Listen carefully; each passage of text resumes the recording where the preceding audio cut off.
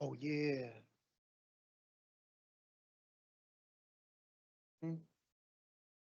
Let's talk about that. You wanna leave?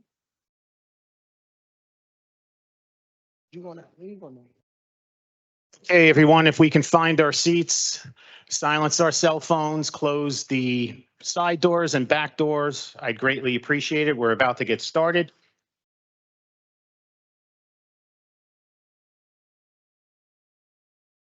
Okay, good evening, everyone. We are on the record. Today is Thursday, the 14th day of November in the year 2024. This is a regular meeting of the Jersey City Municipal Council. We had a scheduled 6 p.m. start. The clock on my cell phone is showing 6:05 p.m. May we have a roll call for the commencement of this meeting? Councilperson Ridley. Here. Councilperson Prinzary. Here. Councilperson Baggiano. Councilperson Saleh. Here. Councilperson Solomon. He's not here yet. Oh, there he is. He's here. Councilperson Gilmore. Present. Councilperson DeGise. Here. Councilperson Rivera. Here. And Council President Waterman. We have 9 council members in attendance at 6:05 p.m. Can we kindly rise for a moment of silence, please? My student Cheyenne Mahmood and Cecilia Arroyo. Shalanda Goodman.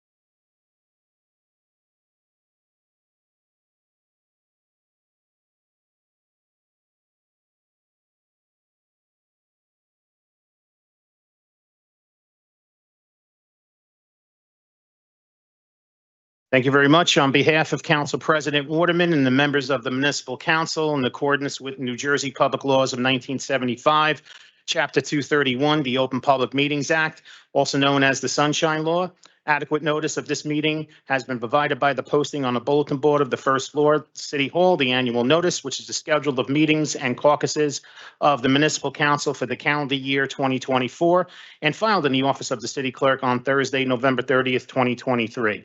In addition, at its time of its preparation, the agenda of this meeting was similarly disseminated on Friday, November 8th, 2024 at 4:12 p.m.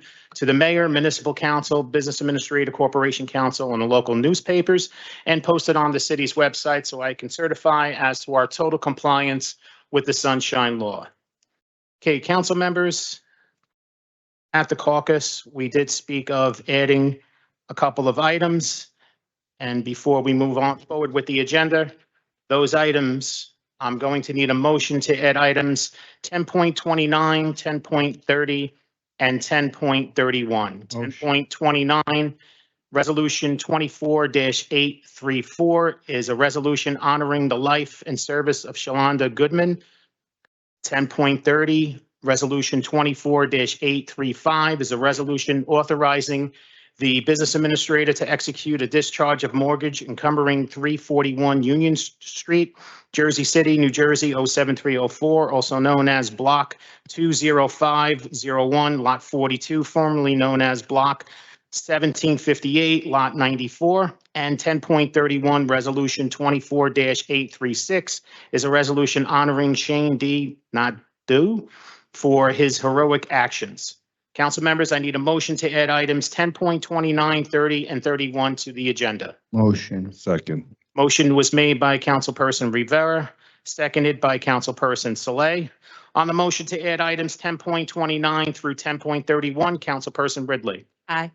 Councilperson Prinzary. Aye. Councilperson Baggiano. Aye. Councilperson Saleh. Aye. Councilperson Solomon. Aye. Councilperson Gilmore. Aye. Councilperson DeGise. Councilperson Rivera. Aye. And Council President Waterman. Motion carries 9-0 to add items 10.29 through 10.31 to the agenda. All right.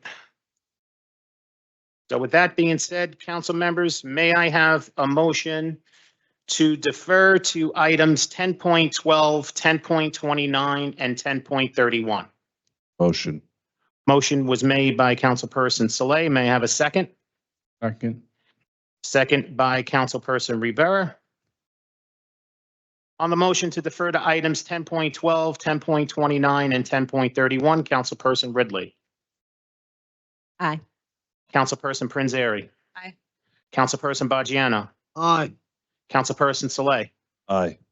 Councilperson Solomon. Aye. Councilperson Gilmore. Aye.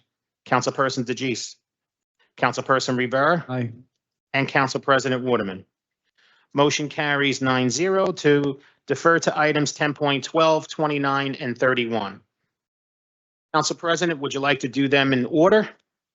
Okay, so the first resolution is Resolution 24-817. And it's a resolution appointing Medelia Rodas as the poet laureate for the city of Jersey City.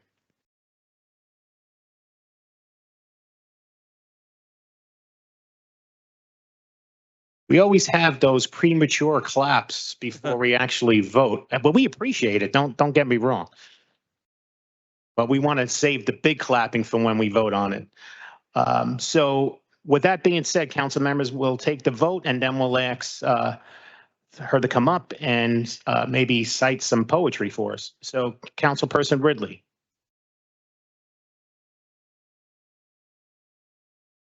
So, Melita, you know that you are a wonderful resident in Ward A. You are there anytime we have anything going on in the community. So your commitment to this city, beyond even you just being a poet, is something that is to be noted, right? So to have someone that we know does so much, whether it is poetry, whether it is setting up at the trunk or treat and doing activities with the kids, or whether it is the work that you're doing on a daily basis with your husband, providing affordable housing spaces here in the city, you are a big asset to this city.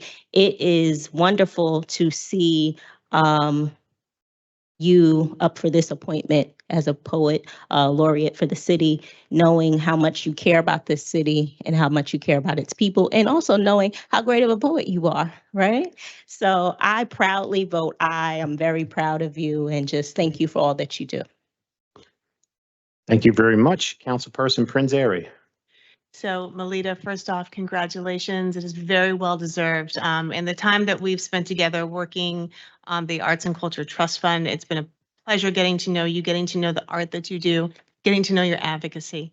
It is very well deserved. I'm so happy for you. And I'm so happy that you take the time to share your time and your talents with the broader Jersey City community. So I proudly vote aye. Thank you, Councilperson Baggiano. Lita, I probably, as Mira said, Denise, I probably vote aye, and welcome aboard. Councilperson Saleh. I proudly vote aye, and I want to thank you for enriching the city of Jersey City with your talents. And I look forward to hearing you drop a few bars, stanzas, whatever your specialty is. Aye. Thank you. Councilperson Solomon. Melita, the last time I saw you was teaching kids poetry at Triangle Park. So it's a beautiful passion, and we can't wait to spread your gift across all of Jersey City. So I proudly vote aye. Councilperson Gilmore. Hey, Malia, I just first and foremost want to thank you for all that you do in the city. It is truly a breath of fresh air to see people actually care about and do for others. So I thank you for that. I thank your family for helping you out as you help us out. I'm also a poet, so from one poet to another, congratulations. I probably vote aye. You may want to put him to that test. Aye. Councilperson DeGise. Councilperson, your mic is not. Sorry, Okay. I before a poetry slam contest between the both of you, if we have time. Melly, thank you for your contributions. We all serve Jersey City in different ways, and your creativity and your poetry is absolutely beautiful and uplifts us all. So thank you, and I vote aye. Thank you, Councilperson Rivera. Melita, you're just top of the line. I mean, I can't say much about it. Hope Emily is watching and streamlining this, but I 100% vote aye. Very well deserved. Thank you. And Council President Waterman.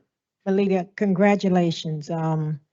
Thank you for being who you are, compassionate, caring, committed, and you definitely have courage. You always step in when no one else wants to. So I proudly vote aye. Congratulations.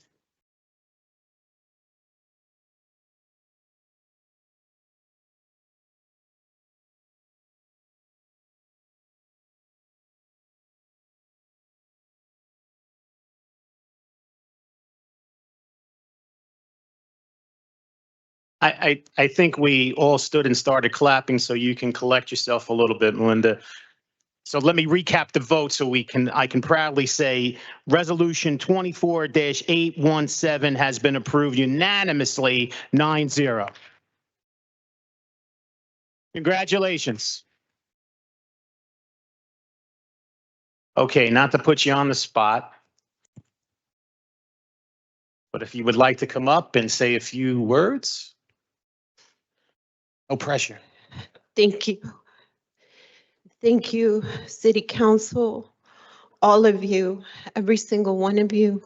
Thank you, Jersey City Art and Culture, Medallia, the Jersey City Arts Council, and the committee that reviewed the applications and selected me for the privilege to serve this city that I love so much. But this is a joyful occasion. And I remember the books, the little books that teach you how to write, right? That's how we got here. How did I write? How did I begin to write? It was with a little book. A is for apple. A is for Ward A. J is for joy. Thank you. On behalf of my 12-year-old self, who wrote about the Holocaust after reading the diary of Anne Frank and was deeply concerned for our world and other children, yet she hoped and believed in something better. I still do. Thank you on behalf of my adolescent self, who poured her heart out onto her marble notebooks. She grappled with her reality as an immigrant, as the daughter of Roberto and Blanca Rodas, two hard-working people. She wished to understand the world around her and dreamed of telling their story, that of fortitude, resilience, and unconditional love. Thank you on behalf of the young adult self who began to stand in her power, in her words, in her voice, with the relentless encouragement of her mentor, Edwidge Junta. Her mentor is what scientist Albert Szent-Györgyi describes as water. Water is life's matter. Water is the matrix. Water is the mother. Water is the medium. There is no life without water. Eddie helped reshape my life. I became my present self. T is for teacher. Thank you. On behalf of my present self, the mother, the teacher, who so wants for every little child in this city to inherit the wisdom, the peace, the power gifted onto us by the art of poetry. I am the teacher who taught this craft to the children at Barack Obama School in Greenville and Marist High School. The one who thought she had something to give, but it was them. instead, who gave her insight. In their poems, the children, they described the life they were born into. While some documented blissfulness, others in their writing admitted many other things, feeling defeated, hiding underneath the covers after they're hearing bullets in our neighborhood, saving what was left of school lunches because that would be their only meal, taking the long way home because on their street corner, they were offered what they were warned to stay away from. Some had forgotten how to dream, much less how to articulate them. I can only hope that this is the one thing I managed to teach them.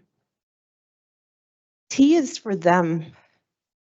Thank you on behalf of those who are still struggling for their voices to be heard. Let us remember them. Let us help them. Like the women and families at the York Street Project. Again, when I walked in to teach the women there, I thought I had something to impart. I brought my lesson plans and art supplies, and we got to work.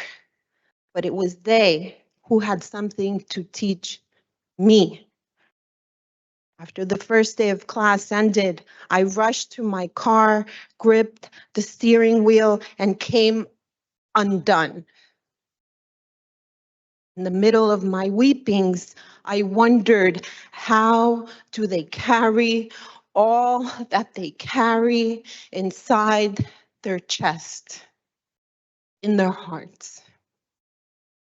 While I taught them how to stitch a handmade book, how to dig deep and arrange words on a page, they taught me resilience. They taught me how to go on. L is for love. Thank you on behalf of those who have loved me into being. Think about that. Loved me into being. The people who are here today, my friends, my past teachers, Mr. Luca, Ellen Garvey, and Neck Prince Simmons, Sister Steens, and in particular, my high school guidance counselor, Mr. Nazial. He guided me towards higher education, and more importantly, he guided me towards a higher self, higher power. F is for family. Thank you. On behalf of my family, when I do community work, it's work away from, time away from them. But they don't care because they are just like me. My sister Audra, my sister Velvet, they are warriors of light. My husband Gene, who has taught me the greatest lesson, the Jesuit mantra, for others, for others, for others, for others. It is he who embodies selflessness, balance, pure joy in the act of giving. Jean O'Connell. And my daughter, whose heart is quiet and calm, and that is perhaps the greatest superpower, stillness in the midst of chaos. We need that now more than ever. Thank you on behalf of my family of poets, for we as writers are called upon to do the impossible, to say what can't be said, and yet we foolishly try. Thank you on behalf of this city, our Jersey City, and for the work that you do each and every day. It's difficult because some days you use your voice too. You say yes, others boo, no. Some days you say no, others scream yes. And yet you go on. you serve, whether you are thanked or not. In the end, we are all the same. The politician, the little children, the teacher, the student, the mother, the father, the lunch lady, the janitor, the scholar, the artist, the poet, the lawyer, the crossing guard, the stenographer, the security guard, the constituents from Ward A, B, C, D, E, F, G, for at large. A is for apple, a gift for a teacher. A is for Ward A, Denise Ridley. All we want is to see, be seen, loved, understood, at the very least heard. And that is what poetry is at its essence. It attempts to do that, bring us closer to those most basic needs, brings us closer to the person next to us, who on the surface may seem different, at times indifferent. Poetry is at its best attempts to enlighten us, unite us. Everyone from the northern border situated at the Jersey City Heights to the southern city line, blending into Bayonne, the hometown of my childhood, where I learned to write. P is for poet. Most certainly it is. P is for poet. For this reason, the significance of this moment is not lost on me. I stand here today ready to embrace this honor with the fierce love, with the respect that truly, truly deserves. But I do not stand alone. I stand with the devotion and the power of the salt of the earth, the people. You people. Roberto, Vanessa, Maya, Johnny, Marcus, Caroline, Jeff, Margaret, Claire, all of you, too many to mention, this whole row here, and those over there. I stand here with you. W is for we. We are not alone. You are not alone. I'm here to serve with you. Thank you. Thank you.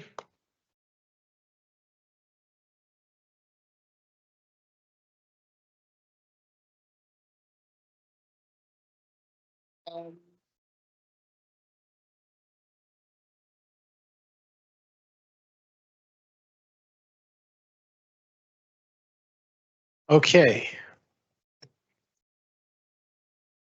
So on to our next resolution that we deferred to, which is item 10.29, resolution 24-834. It's a resolution honoring the life and service of Shalanda Goodman. Councilman Gilmore, would you like to read it into the record? Yes.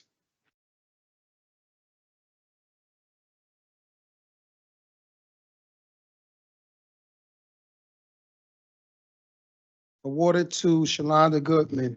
Whereas Shalanda Goodman was born on August 4th, 1968 in Jersey City, where she was raised and educated attending PS 22 school, from which she graduated in 1982, followed by Lincoln High School, graduating in 1986. Whereas Shalanda served the city of Jersey City for over 18 years in the Department of Public Safety, Division of School Traffic Guard, beginning on February 21st, 2006. Whereas in her role as school traffic guard, working 10 months per year under the School Board of Education schedule, Shalanda demonstrated commitment to safety and well-being of students and community alike. Whereas Shalanda contribution to Jersey City reflect her dedication to her hometown and the legacy service of future generations. Whereas Shalanda passed away on October 2024, leaving behind a lasting impact on her community and the people she served. Now therefore be resolved by the Council of the City of Jersey City as follows. On this 14th day of November, the City Council expresses deep appreciation for Shalanda's Goodman years of service, dedication to the City of Jersey City, and extend the heartfelt condolences to her family, friends, all whom were touched by her life and her work.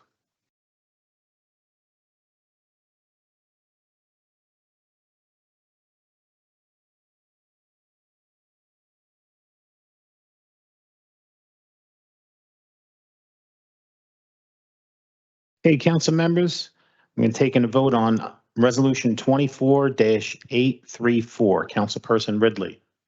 I'd just like to say, offer condolences to the family and also just say how important and how impactful our crossing guards are. You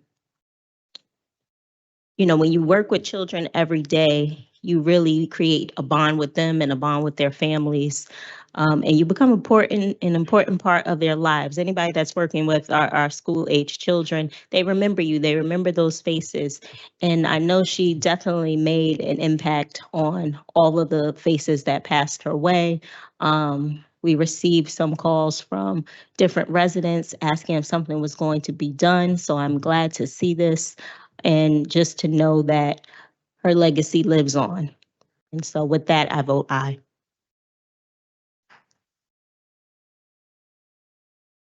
Councilperson Prinzary. So I offer my condolences to the family. It's always hard to lose a loved one, but when you are sad, when you miss them, hold in your heart the legacy that they've left here in Jersey City, all the lives that they have touched in small and big ways. Because sometimes when you're a kid and you're having a bad day and you meet somebody that's an adult and you trust them and they say just that one thing that makes them better, might not mean anything at the time, but that has a lasting impact. So with that, again, thank you for sharing her with us. I vote aye. You. Councilperson Bajano. My condolences to the family, and I vote aye. Thank you. Councilperson Saleh. Just want to offer my sincerest and deepest condolences to the family, and we're just grateful for her contributions to the community. Being a crossing guard is literally putting your life on the line for the future of this city, and they are really indispensable. We need them when they are not there. We as council people receive so many calls. They are the eyes and ears of the community. They know where the kids are going, what they're doing, and it's really a great sadness to have her pass. But we want to extend a huge thank you for the service that she did for the city of Jersey City. And with that, I vote aye.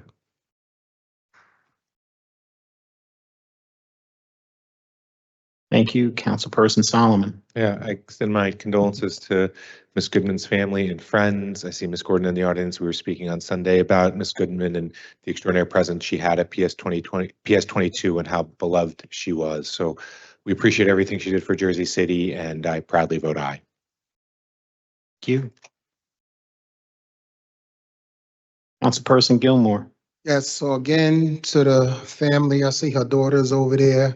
Condolences, again, it is extremely hard to lose someone, let alone a mother.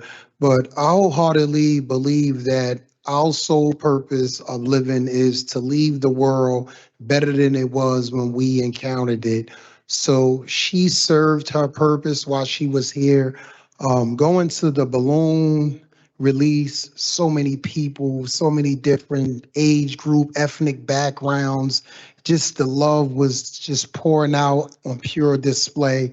Then at the funeral, standing room only. So you see how much of a lasting impact she left on that community. I even spoke with some young lady, she's 20 something now, and she said she remember when she was in grammar school and Shalanda would cross her across the street.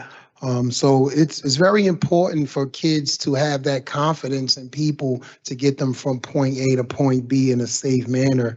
And again, thank you to the family for sharing your loved one with us, because I know it was times where her shift was over and she stayed extra time making sure those babies got where they needed to go. So we thank you guys for sharing with us, and my condolences again. I proudly vote aye.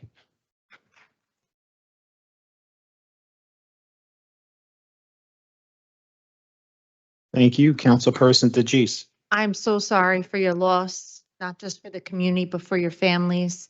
Please know your mom and whoever she is to you sitting out there, she will be looking down on you, and hopefully Jersey City continuing to watch and cross us all well. So I proudly vote aye. Councilperson Rivera. So my sincerest condolences. And listen, school safety officers, traffic crossing guards are extremely important. You know, and I really do believe that God places people like that in strategic places so that they can impact a lot of these kids growing up in this world. And just by the language that's being used up here and the love that your mom is getting, I mean, that community there was blessed the entire time that she was there. You guys should be extremely proud of her. I 100% vote aye on this.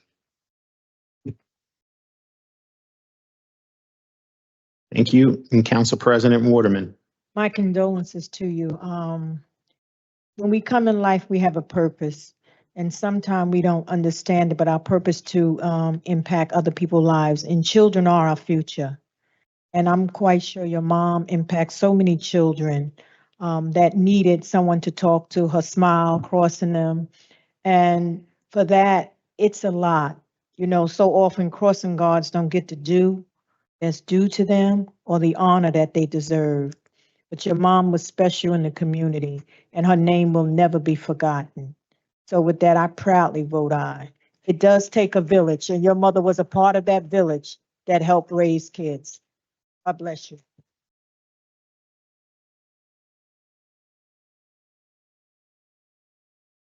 City Resolution 24-834 is approved unanimously 9-0.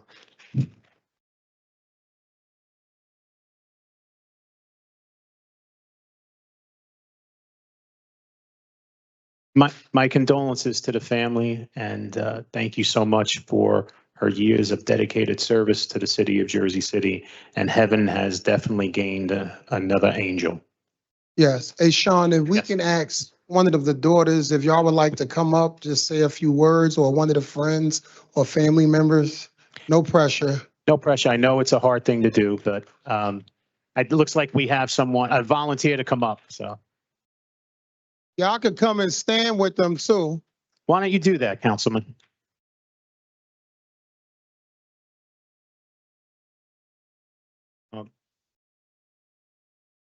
She has a lot of support behind her, so. Yes.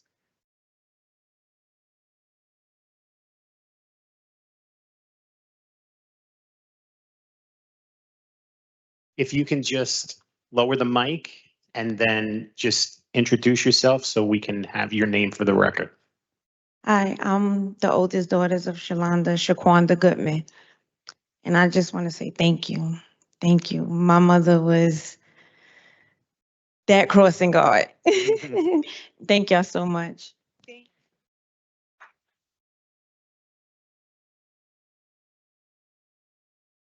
Hi, my name is Charlie Tyler. I'm the best friend, one of the sister friends.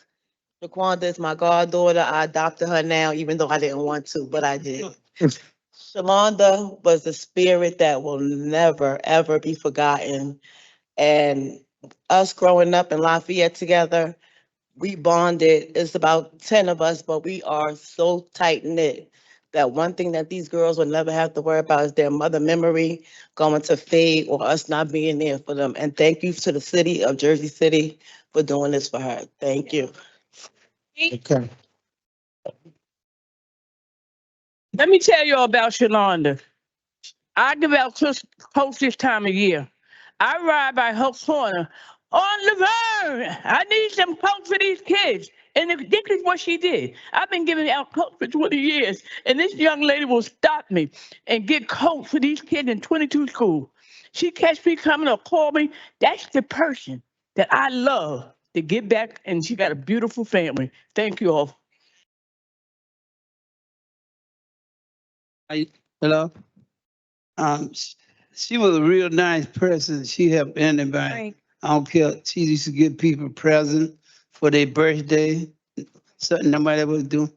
But it's God in heaven, and I know she up there looking down on her family. That's it. Excuse me, we just need your name. Larry Meyer. Thank you. whole line can't go. Hello, I'm Jennifer Frazier. I just want to Can you just state your name again? I'm sorry. Jennifer Frazier. Okay.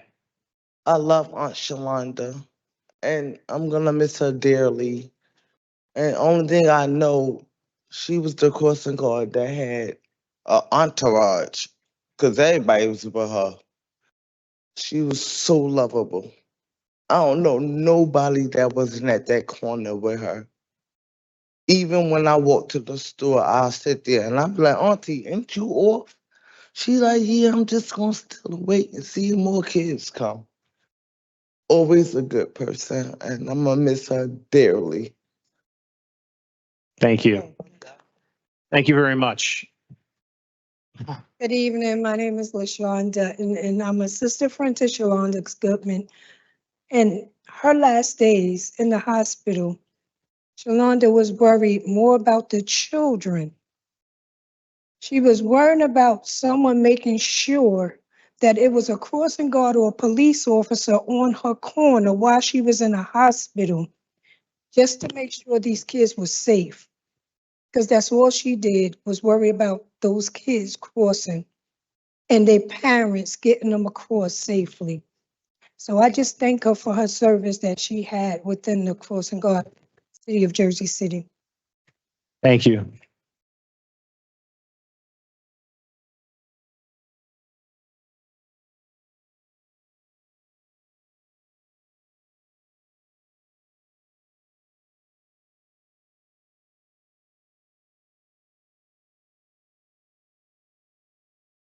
You at Frank? Okay. Come on. Thank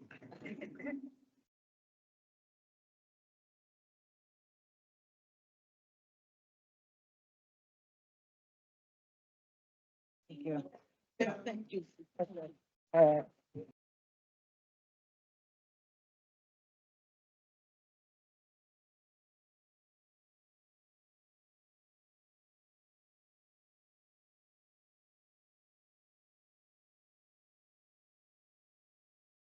Okay. And then Dr. Naidu, if you want to come up to the podium. Right. On to our next and last resolution that we defer to. It's item 10.31, resolution 24-836. It's a resolution honoring Shane D. Naidu for his heroic actions. Councilperson Solomon, would you like to read it into the record? Absolutely. Before I start, Doctor, just tell me how you pronounce your last name. I want to make sure. You don't have to, just Dr. Shane. Okay. Shane is fine. All righty. But Naidu. Naidu. That's Naidu. Naidu. Okay. So it's a resolution honoring Dr. Shane Naidu for his heroic actions. Whereas Dr. Shane, a distinguished emergency physician, demonstrated remarkable courage, skill, and dedication during the New Jersey Half Marathon and 5K at Newport, where he saved the life of a fellow runner who experienced a critical cardiac event, administering emergency medical aid and advanced cardiac life support, then accompanied the individual to the hospital, ensuring that she was stable, and then returned to finish the race himself. And whereas Dr. Naidu's quick thinking and medical expertise were crucial in averting a tragedy, exemplifying his commitment to the well-being of others, both in and out of his professional practice. And whereas the doctor was born in Newark, New Jersey, raised in Irvington and Edison, and attended local schools before pursuing his undergraduate education at Hofstra. And whereas the doctor furthered his medical training at Ross University Medical School, where he specialized in emergency medicine. And whereas throughout his career, Dr. Naidu has exhibited exceptional leadership, serving as president of the Ross University Emergency Medical Association, senior medical resident at Brookdale University Hospital, and actively mentoring future healthcare professionals through various public speaking engagements and guest lecturing. And whereas the doctor is a proud first-generation American whose family hails from Trinidad and Tobago, and he draws strength from his diverse cultural heritage while making meaningful contributions to the community of Jersey City, where he now calls home. Now, therefore, be it resolved that the City Council hereby honors and commends Dr. Shane D. Naidu for his heroic efforts during the NYC Runs New Jersey Half Marathon and 5K at Newport, his outstanding contributions to the field of emergency medicine, and his dedication to improving the health and well-being of the people of New Jersey.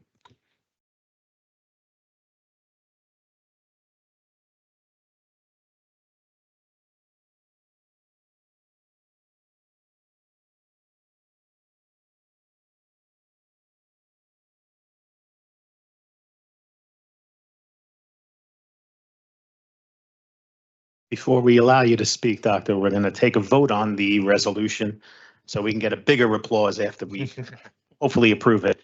So with that being said, council members are going to be taking a vote on resolution 24-836. Councilperson Ridley. So thank you for your heroic actions, being quick on your feet and thinking on time and being available is not something that comes easily, right? So for you to be there at that moment was critical. And so what you did was not a small feat, even though it might be something you do all the time. It's not something that everybody can do. So we thank you for being there, being in the right place at the right time, and having that skill set to make sure that you are helping to save lives. So thank you very much. I vote aye. Councilperson Prinzary. So, Doctor, thank you for taking care of others and doing the things that doctors do and do very well.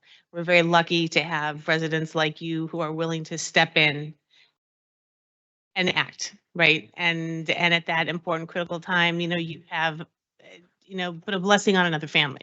So with that, blessings upon you and yours. I vote aye. Councilperson Baggiano. Doctor, thank you for what you did, and I vote aye. Councilperson Saleh. I hear there's an opening with the Justice League or the Avengers. Yeah. I think you should sign up for them because it takes a really special human being, a special person to really jump into action when they sense distress and save someone's life and just remain cool and calm in the madness of a half marathon, just like everyone running around you. It's like, I imagine it looks like Lion King when Mufasa was, in there. And then you came back and finished the race, which was like incredible. Like that takes some special fortitude. Your secret is safe with us, your superpowers. With that, I proudly vote aye. We now know that all heroes don't wear capes. Councilperson Solomon. They're runner's bibs. Yeah, so I was joking, is both saving a life and running a half marathon are beyond my expertise, and you did both of them in one day. But we just wanted to share your story, right? It's a great act of heroism, and the broader story, right, of growing up in New Jersey, becoming a doctor, using your education to save people's lives and to make our city and our state a better place. And so it's a really, you did a wonderful, wonderful thing that day, and you've done wonderful things your whole life, and this is just a story to celebrate. So we're excited that we get to do it and proudly vote aye. Councilperson Gilmore. Sure, I don't know what's going on. Now, I just want to. I'm here for a parking permit, I'm pretty sure. A parking permit? Oh, we're hard on parking permits around here. We did a lot, but I'm not sure we can do that. You can't get that. You better get your cape. No, I just want to truly thank you for your service. I always like to see people, for me, right, I always say the best indicator of good character is not necessarily what someone could do for themselves, right? Because it's your onus to yourself to put yourself in the best positions to succeed. But when you step out of that realm to care for others, you could have minded your business, but you did a good deed, and we commend you for that. So I proudly vote aye, Sean. Councilperson DeGise. I hope that that is the most eventful thing to happen to you this year. It must have been a scare, but thank you for thinking so quickly on your feet. And thank you for what you do, Doctor. I vote aye. Councilperson Rivera. I mean, Doc, emergency medicine is second nature to you. So what happened that day, I mean, you know, it's something that you would do anytime. You do it all the time. And it's remarkable. You know, I'm sure that family says they owe you everything and you say, no, that was just my job. But listen, thank you so much because like the councilman said, you didn't have to do that, but your teaching instincts forced you to do that. And thank you for that. I vote aye. And Council President Waterman. Thank you for just being in the right place at the right time to save a life. You didn't anticipate that, but your skill set was there, and I'm quite sure the other person truly appreciates you. We appreciate you because a life was saved. So thank you, and with that, I proudly vote aye. Resolution 24-836 is approved unanimously, 9-0.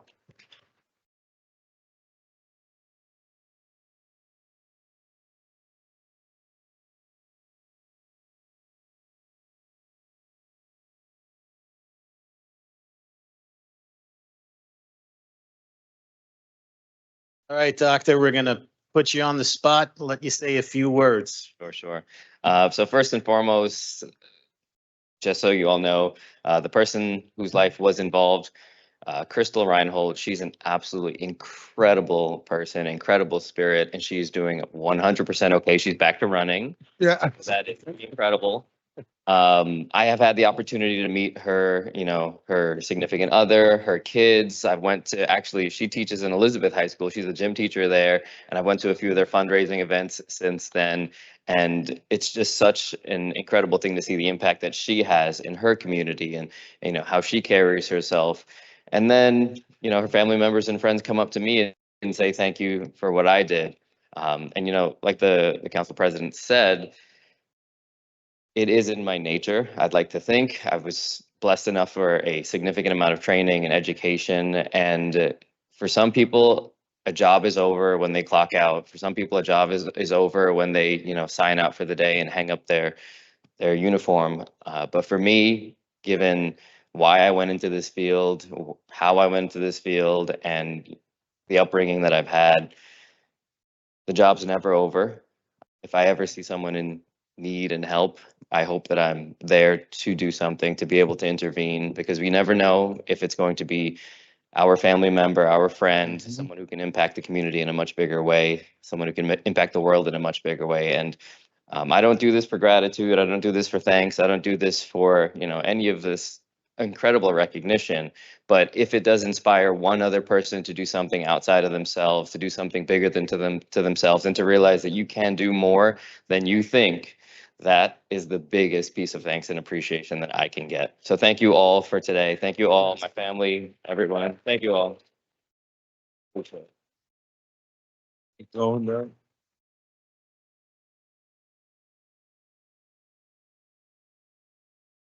Stay right there, Doc, because they're going to take a nice picture with you.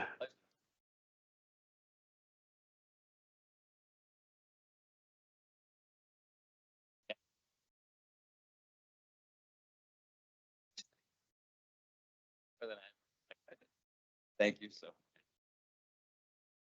Yeah. Thank you so.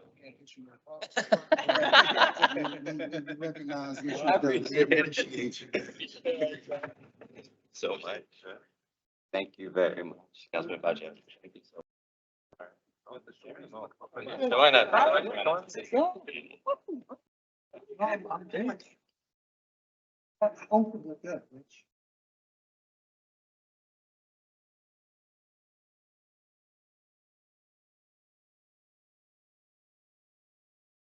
Got it, Isaac? Isaac, you got it? Thank you all for the way, Doctor. Appreciate it. Thank you so much.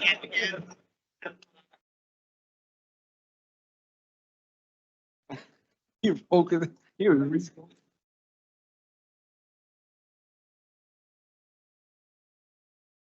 Okay. Now we're going to go back to our regularly scheduling programming.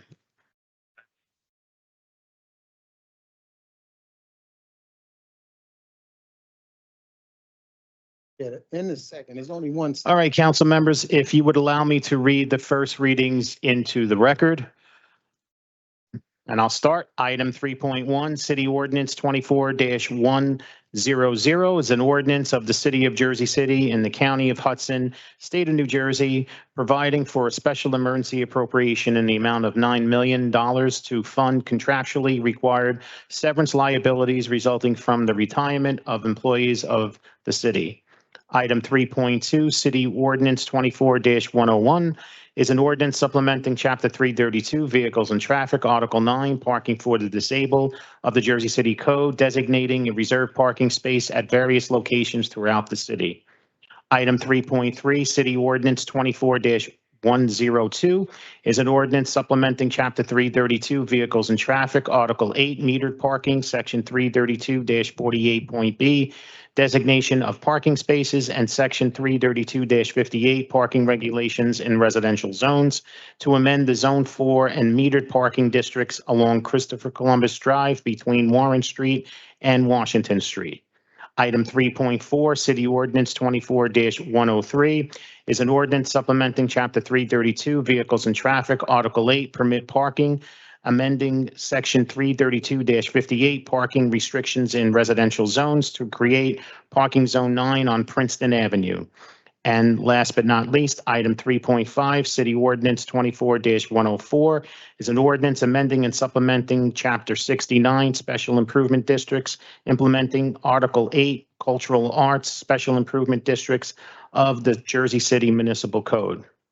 Oh, Sean, can I say something? Sure.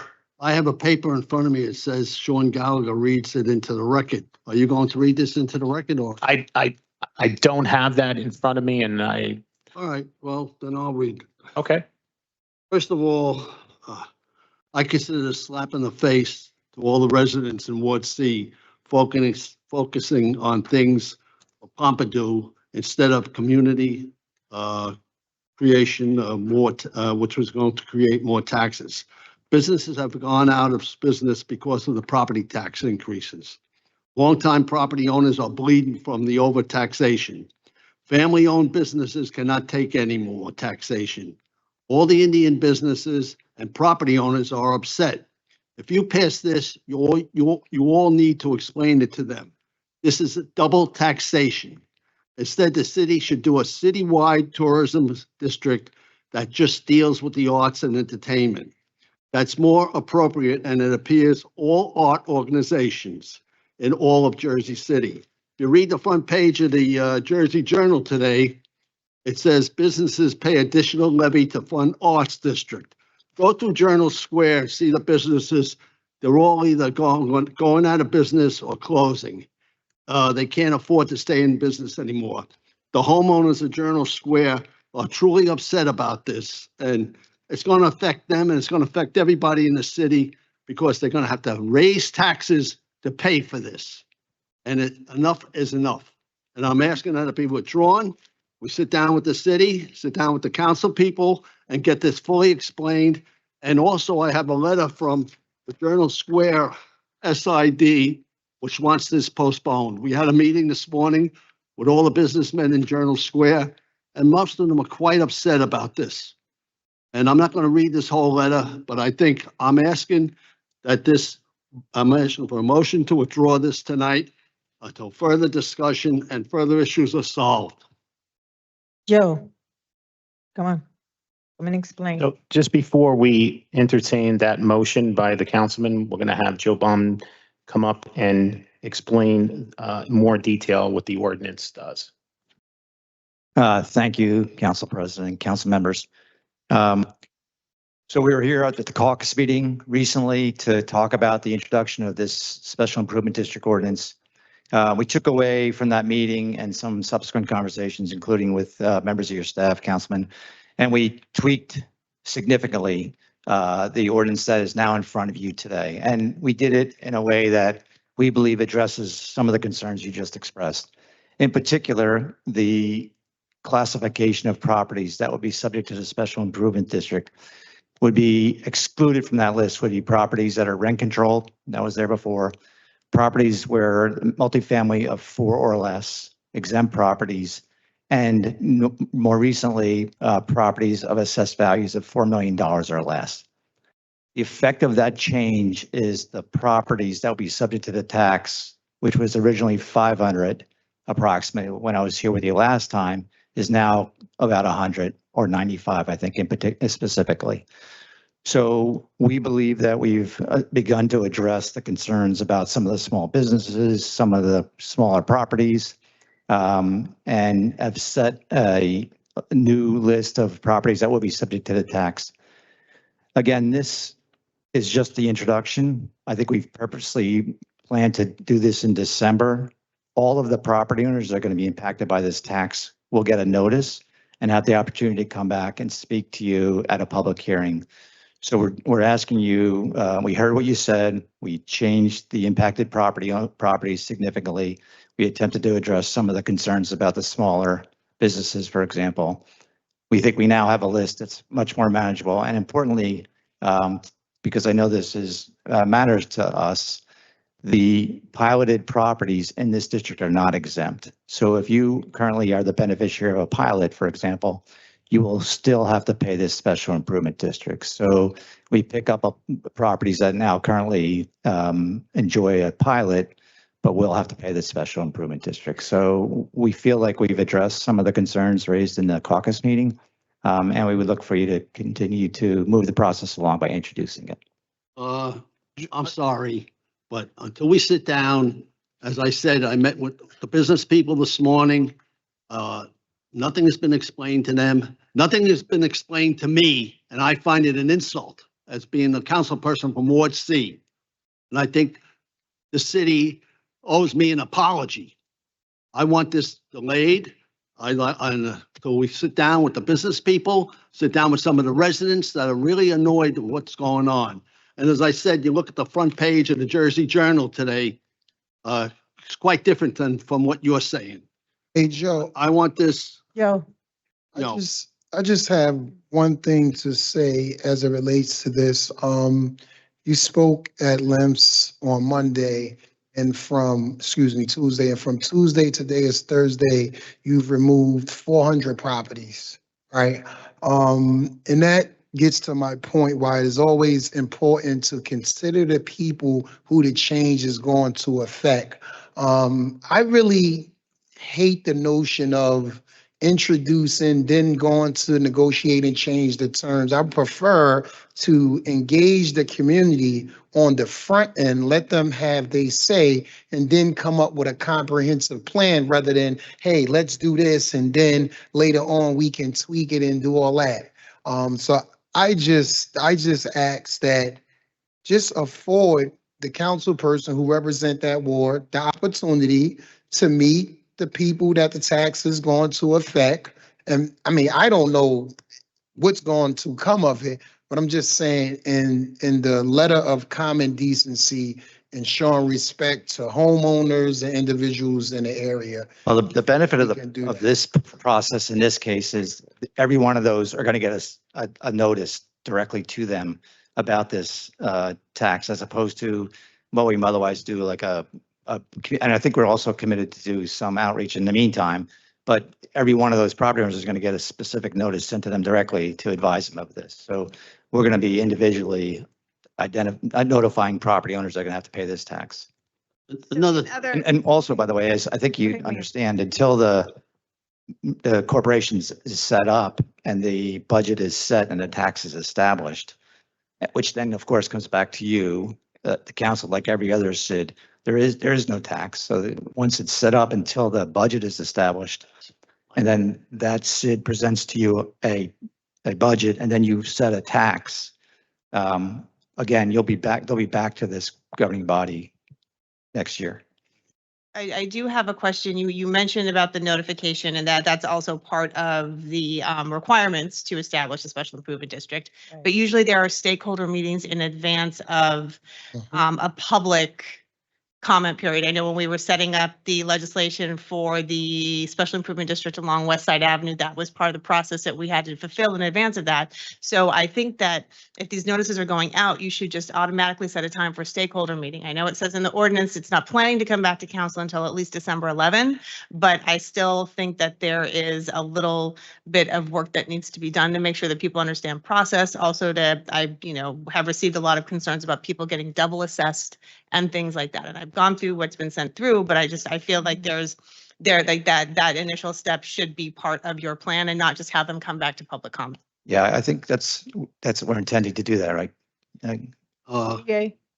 John, And I'll certainly be available for all those community meetings. So the introduction tonight, if proceeds, will be what will prompt the noticing requirement and the shareholder meetings. That's what we do. We put it on the record as a first reading so that it's established. The noticing requirements go out, the meetings are set up, and we won't bring it back until that's satisfied. now, John, this should be polled tonight, for tonight. And also, this is not a regular SID. According to the meeting this morning we had, they're calling this a municipal SID, which doesn't follow the regulations and rules of regular SIDs. Tonight, this should be pulled. They have to sit down with the people from Ward C, the business people, and this has to be explained. And this isn't just another form of taxation on the businesses. Youssef, I was going to ask if it's pulled tonight, is there a noticing requirement, or is the noticing requirement because now it's on the agenda and right. we could delay it for a later date? Yeah, the notice It's following triggered by the first introduction, reading? correct. Okay. Please say that. What'd you say? So the only way. You say it. You say it. Not me. Yeah, no, the notice requirement to the property owners that will be impacted by the tax is triggered by the introduction of the ordinance. All right, would somebody second it? Well, I Wait, mean, wait, wait. in light of all of these uncertainties, I'll second Councilman Burgiano's motion to table, Rich. No, so there, To withdraw. so Councilman Baggiano Motion to. made a motion to withdraw item 3.5, City Ordinance 24-104 from the agenda. And I have a second from Councilperson Gilmore. On the motion to withdraw item 3.5, City Ordinance 24-104 from the agenda, Councilperson Ridley. I get withdrawing, but then my concern is then are there going to be meetings once this is withdrawn? Like if we're only saying we're going to notify the impacted properties once we introduce, then when is this conversation going to happen? Or is this just going to magically come back before us again and still nobody has spoken to each other?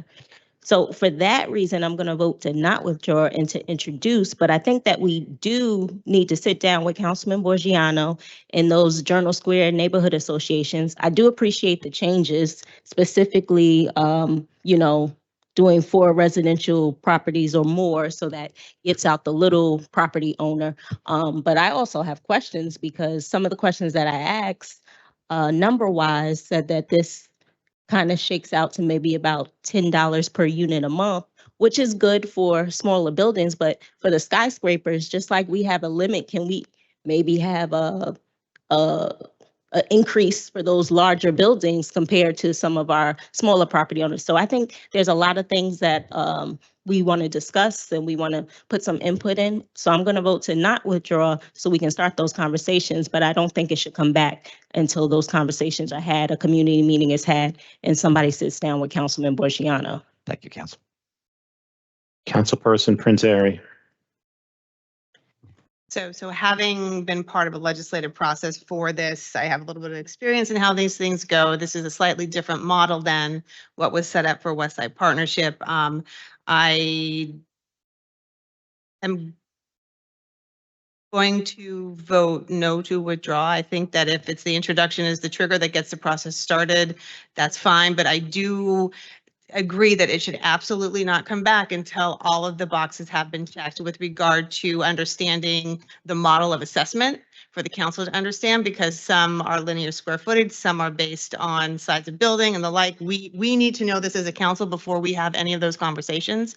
I think that there also needs to be some conversation about whether or not this SID model is appropriate. I do know that there have been other suggestions to do a tourism improvement zone that might not be appropriate for this, but there are going to be other businesses that will benefit from this cultural center, including hotels downtown, including people who run different businesses in and around the area. So there might be an opportunity to take a look at just another model to make sure that this is the right one moving forward. I also agree that there needs to be a very thorough and robust conversation with the councilman, with the Journal Square SID, with the other buildings that may be in this before any of this comes back to council. So yeah, I will vote no to withdraw. Councilperson Baggiano. I vote yes to withdraw it, and I'm telling you, there's going to be repercussions about this because it's ticking off an awful lot of people, not only in Ward C, but throughout the city. People are tired of the taxes. People are tired of what's going on. And as I said, this is not a regular SID. This is a municipal SID, which is a joke. And I'm disappointed in the both of you for saying no. Councilperson Saleh. I am prepared to start discussions, and those discussions only happen until this is introduced. So I'm going to vote no on the withdrawal. I do respect you, Councilman Boggiano, and I think that a substantive conversation needs to be had, and we shouldn't see it again until those conversations with the community are had, and that all the questions of the council and the community are satisfied. And with that, I vote no on the withdrawal. Councilperson Solomon. Yes.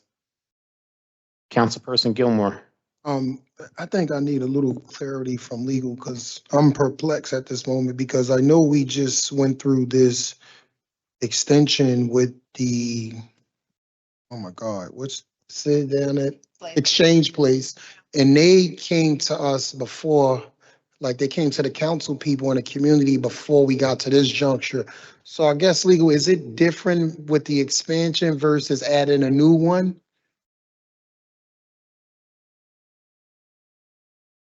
Yeah, initially, they have to be noticed 10 days before the second reading when we're creating it. There is a different budgetary process, and for the expansion, it's actually listed out, but.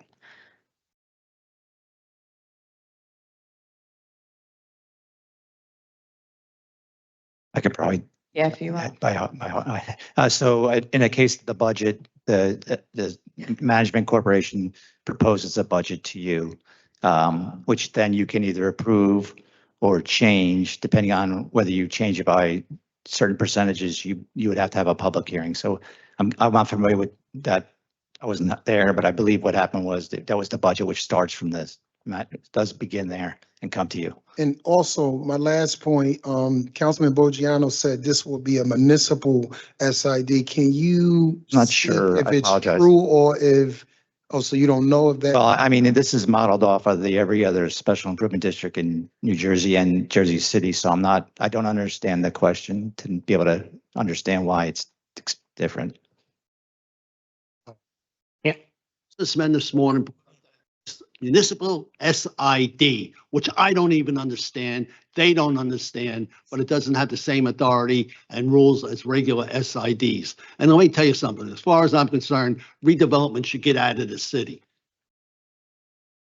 So you don't know the difference, but you don't even, if this is just a regular SID. Yeah, it was modeled. For example, we looked at West Side to do the bylaws, made some tweaks. And why can't and why can't this establishment become a part of the SID that's already there? What warrants a new creation of the SID? Well, it's a bigger footprint, so more properties that are outside the existing Journal Square is one of the main reasons. It's also, I think, a different mix of uses that are included. And you can clearly, the law is that you can have overlapping or more than one SID. Yeah. I mean, in light of everything, there's a lot of uncertainty here, a lot of confusion. So I'll vote aye to withdraw it. So one thing I think that's important to understand is if we want to have meetings with the stakeholders, but the stakeholders that will be most affected are the ones that have to pay the tax. And the benefit of introducing and then sending those notices, we will telling the exact people who have to pay the tax about it, as opposed to stakeholder meetings where you may or may not know who's going to be paying the tax. So there is value to the process we're using. I'm not sure that I wasn't here for the other processes, but there is a value to, because we may get feedback from we'll expect to get feedback from the exact people who are going to have to pay the tax. You can't just do a due diligence, even though it's not required, just to get the stakeholder. I just don't understand what's the rationale by it have to be introduced for you to contact the people. These are the same people. They're not going to change locations once the first reading passed. Like, you know who those affected properties Yeah, it's are, on right? the list here. Yeah. That's what I'm saying. We can't do a due diligence. Like, I mean, I don't know. I vote to withdraw it. Like I said, it's just too much uncertainty here. Councilperson DeJeece. I'm going to vote no, but as you can see, there's a lot of gaps in our understanding and a lot of questions. So we should introduce this, but it should be a while before this comes back to a second read. And in that time, we should be provided the information that we're asking, and all of those stakeholders should be involved. Any meetings, though, should be co-hosted by the councilman. He shouldn't just be invited, but his entire office is very involved with the business owners there. I know he would like to join and host them to lead those conversations and to educate us. But as the other council people stated, this does need to trigger the convo, so we should introduce it. But it should take a while before it comes back. I understand. Councilperson Rivera. Yeah, I'll vote no to table, but like everybody's saying, we need to kickstart it, so we can start the conversation, but just don't bring it back if all parties are not satisfied, just don't bring it back, because you're gonna get this. And Council President Waterman. I vote no to, don't table it, but I want the public to understand, this is not a final vote. What they telling us is that if we vote no, not to table it, what will happen? And then we vote yes for it to go forward, then it will trigger notices to go to the people to let the people know that this is coming, that their voices need to be heard, what they want, what they do not want. That is what we're doing now. This is not the law yet. We're just voting to pretty much trigger it so people could be notified that they need to be at the table to have this conversation. All right? You brought up the word taxes a couple of times. Rich. People are sick and tired of taxes in this city. Property taxes have gone up, business taxes have gone up, businesses are closing. And redevelopment agency has done nothing to help the businesses in Journal Square. You've done nothing but encourage these buildings to destroy neighborhoods. And I'm sorry that these people voted no, not to withdraw this. Because what you did was wrong. You didn't come to us in the neighborhood. You didn't go to the business people. And believe me, people are not going to forget this. Go ahead, Sean.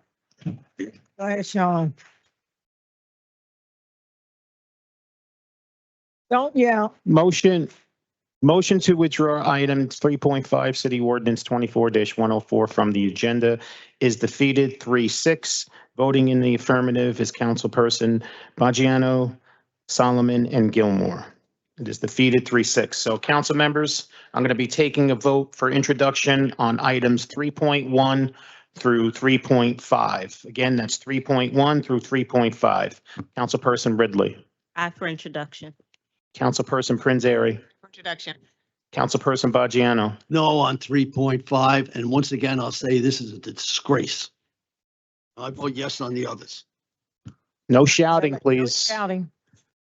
Councilperson Baggiano, you voted no on 3.5 and aye on all the rest? Yes. Thank you. Councilperson Saleh. Aye for introduction. Councilperson Solomon. No on 3.1 and no on 3.5, and then aye on 3.2, 3.3, and 3.4. Got it. Councilperson Gilmore.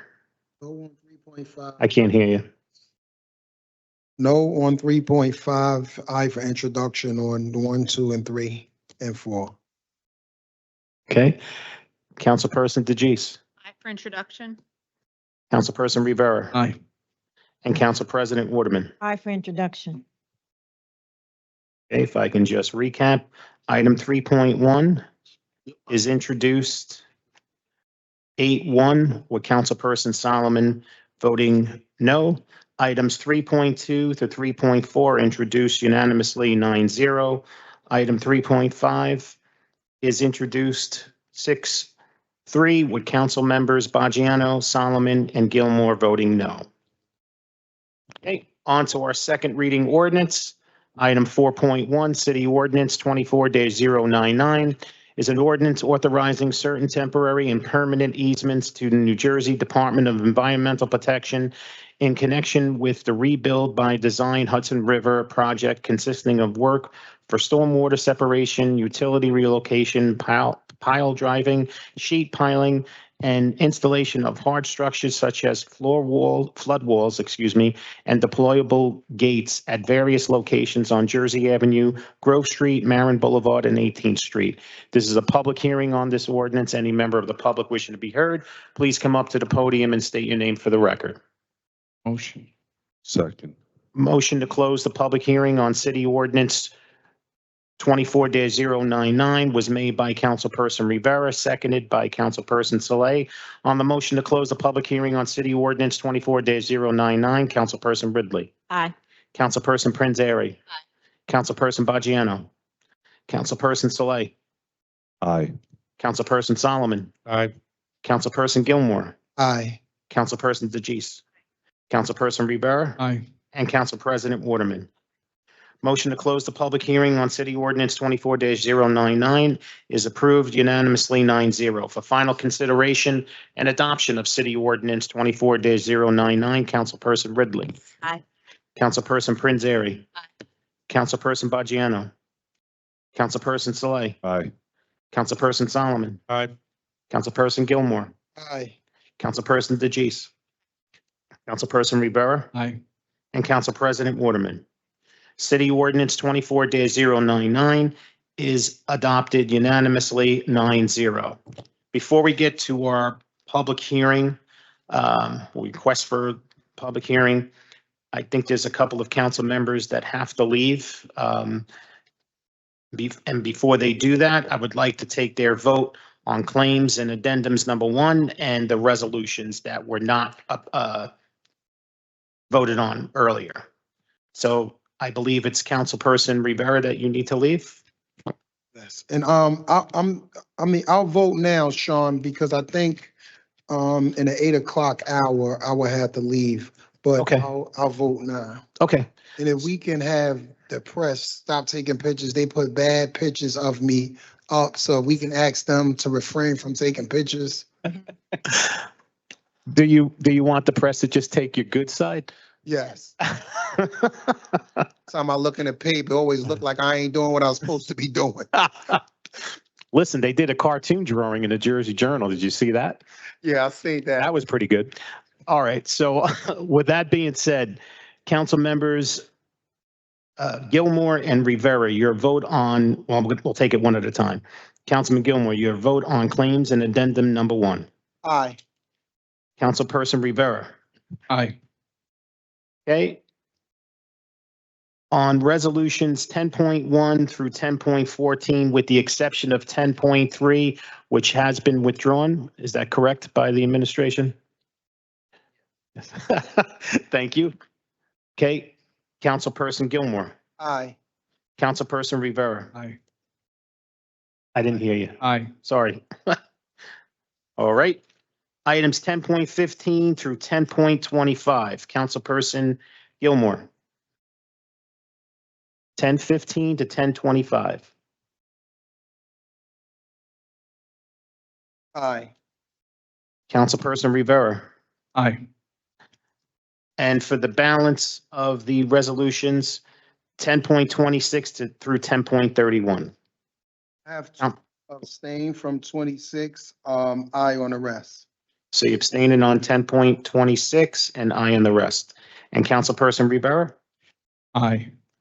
And Sean, before we go, the reason why, we're leaving, we're going to a funeral one of the Latino matriarchs of downtown Jersey City. Her name is Cecilia Arroyo, 98 years old. She was a big part of the Latino movement that was Jersey City, downtown Jersey City. So, we definitely have to go pay the respect. The family is expecting us to be there.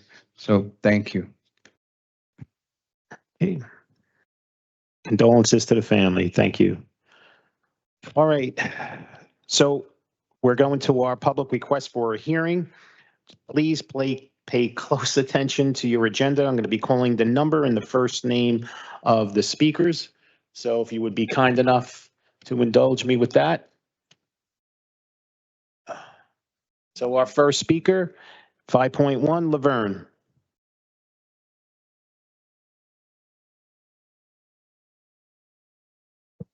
Laverne, hold on. Hold on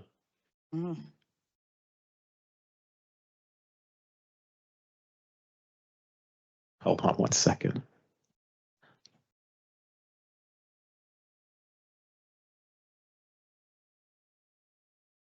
Ready? Nope. Now I am. Okay. Good evening. And council, I wish you guys would think about the young lady, the crossing guard from Holiday Johnson. If we could name that block, that street, ask her that corner, because she's been on that corner a long time. In this type of year, when I ride through it, like I said, she'll catch me, Aunt Laverne, you have any coats that's left over? Because I give out new stuff. She said, I know some kids in 22, they don't have a coat. So people like her, it's hard to find out here today. So we give honor and privilege to a young lady like that. And if we can do something so the family can appreciate her living and it's not in vain, the stuff that she did on that corner was amazing. And the kids love them and she kept them in order. She seen about them in school and everything. And I've been giving out coats about 30 years. And people like her grew up knowing what I do and continue to do. This one is in her name. And we try to help the needy and not the greedy. So my heart is full. What I had to say tonight, I can't say. Y'all have a blessed one. Thank you, Laverne. Our next speaker, 5.2, Tina.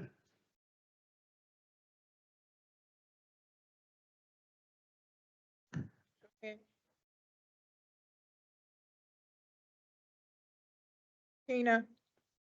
I mean, what? If she's busy, She's coming in. I'll use her public comment with Dan. Tina. Come on. You know how it goes here.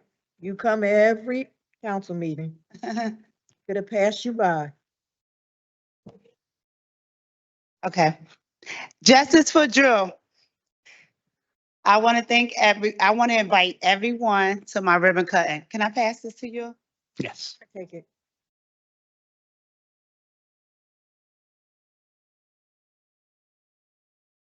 So I want to invite everyone to my ribbon cutting. I just want to thank Education and Gilmore. Ever since I met him, when he told me to start using my voice, I have been using my voice for the community, and it feels good. I thank God that we are definitely making history here in Jersey City.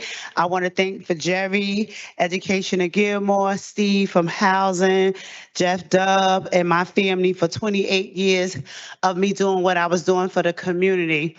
I want to thank them for sticking by me and believing that one day we will have a safe space for community treasure and they'll be able to come out and shop for free.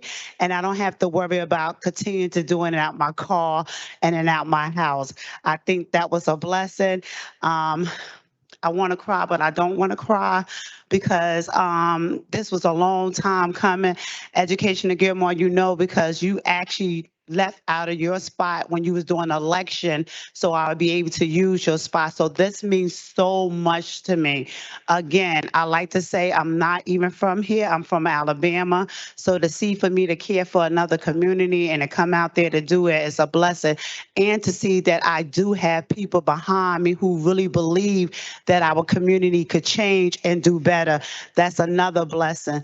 I just wanted to say, for the people who come in charge of next year for election, I want y'all to please just look out for nonprofits and work with them, because we can work together. It's definitely a belief of you working with nonprofits, because we could definitely let you know what's going on in the community. It's actually a bigger help. I don't know if y'all know, I'm the outreach for Education at Gilmore and Jerry Walker, and they can let you know. I definitely come back to let you know what's going on in the community. So I don't have nothing bad to say to y'all today. I just want to invite y'all to my ribbon cutting. Thank you, guys. Thank you. Our next speaker, 5.3, Edward.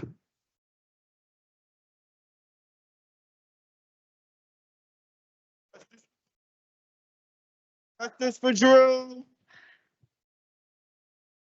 I'm a little under the weather. This is the night before my 40th birthday. But this is very important to me, obviously. So we had an election and I resist, obviously. I'm disappointed wholeheartedly, right? I resist. And if it takes me putting my body on the front line, then so be it. Tonight, this is example of me putting my voice on the front line, right? To voice my displeasure and my dissatisfaction with this body, like overall. The mayor's administration continues to fail us,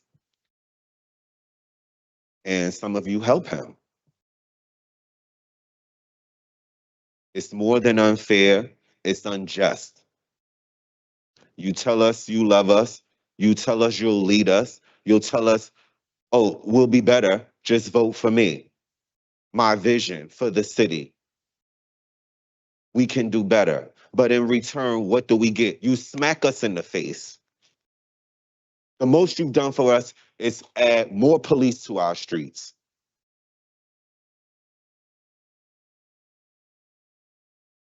The most the mayor has done is add more police to our streets. We're over-policed where I live. There's not enough housing. All the social ills, you can see them exacerbated in my community. There is no help coming from this place. We're segregated where I live. It's black and brown, that's right. And just because there are black and brown members on this council, that doesn't mean that you're still allies, that you'll do the best for even your own community. And that's not right. And it's not right. And it's not right. And it's not right. And until things get in order, you'll be seeing me. This is a t-shirt I've been wearing all year for about 18 months now. Last August, Andrew Washington was murdered by the Jersey City Police Department. And there's so much work being done to try to bring a humane policy to our city, a humane delivery of services, where in the end, we're not taken away. In the end, when we're not taken away, please tell me, what have you done to help bring public safety officials to the table? What have you done? Thank you.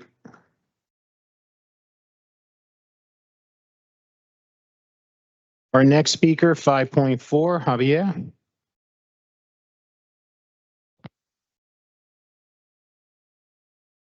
Resident of the Heights.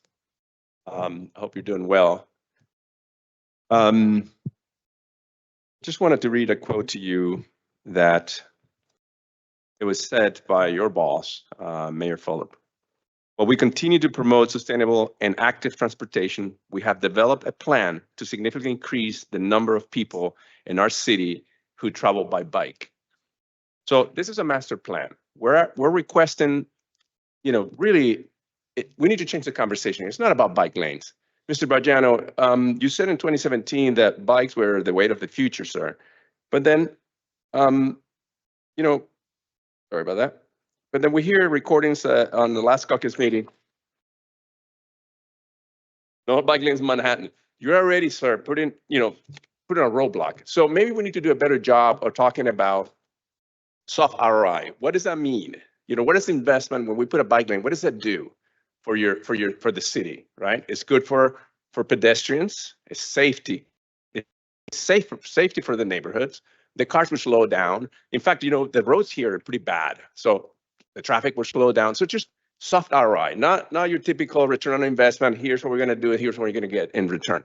That's not what's happening here. We're talking about human life, right? So just please consider that, sir. If anything you need, ask this group that are here behind us to have a session, talk about the master bike plan. How is that going to help the city? How is it going to help you? I know you're concerned about, who you represent, but I think that we need to change the conversation. It's not about bike lanes. Get bikes off the roads into a protected bike lane. I tell you, you drive your car, you want to get bikes off the road. They're also, they're basically scared of their lives. So let's just make sure that get them off the road. If you're concerned about that, get them off the road into protected bike lane. That's it. It's about safety.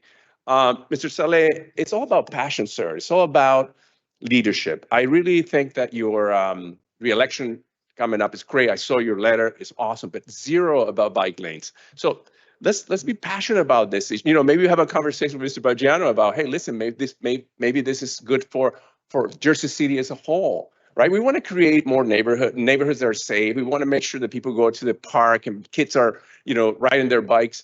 And I want you to know, we need to get out of our bubble. Okay, you ride cars, you're really on just bubble, and you're just not really understanding that people are traveling by bike. Is a really, really inexpensive way to travel, and everybody's doing that. So you see people on the hike, it's really crazy. So as a biker, I'm going to tell you right now, it's not about bike lane. It's about safety, sir. It's about safety for both. For the car, I don't want my car to get scratched by a bike because they ran a red light or whatever.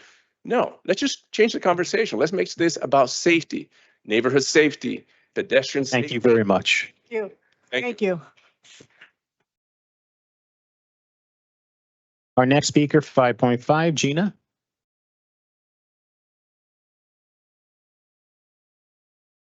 Good evening, Gina Davison, Ward F. First, I want to thank Council People Solomon and Saleh for attending the People's Rally on November 9th. Thank you especially to Councilman Solomon for your strong words. The people are proud to have you as a Jersey City mayoral candidate for 2025. Next, I want to urge you all to vote yes on item 10.3, resolution 24-818. Stacy Flanagan and her shelter director, Mark Burns, continue to serve the city's animals with excellence. Let's continue to give them exactly what they need. My next topic I'd like to bring up: on October 30th, the Department of Public Safety requested this council's approval for yet another contract with Tomahawk Strategic Solutions. This was to continue providing training to Jersey City Police Department. 7 of you voted to release our tax dollars to pay for this contract. 2 of you did not, and I thank Councilman Gilmore and Council President Waterman for your abstention. Director Shea has repeatedly disrespected this council and the people's demand for transparency and accountability. He and the rest of the administration have continued to ignore our repeated questions about mental health response and de-escalation training. If JCPD was truly trained in, quote, situational awareness and de-escalation, as quoted from the Tomahawk website, then Andrew Washington would not have been murdered in his home in August of 2023. Amy, I'd like you to pay attention, please, and stop shopping or whatever it is that you're doing up there. Thank you. If this council cared about what went wrong to result in the violent death of one of its residents, you would be taking real action. We're sick of the performative antics. Stop rubber stamping Director Shea's budget. Stop rubber stamping the public safety contracts and expenditures. You stop the flow of money, I guarantee they will show up to the table. If y'all don't work as one, nothing gets done. On this issue, In the future, I urge you to follow the example of your council president, of the people's champion, Councilman Gilmore. Councilman Boggiano, I'd like to personally invite you to join in here. I know you care deeply about the Jersey City Police Department. And as Council President Waterman said last week, the needs of the city have changed. Since you are on the force, we need your advocacy more than ever. Councilwoman Prinzeri, you asked questions about community participation and visibility in the Jersey City Police Department training sessions. Excellent questions, and you got no answer. And yet you voted to release funds for this contract. Please use your power.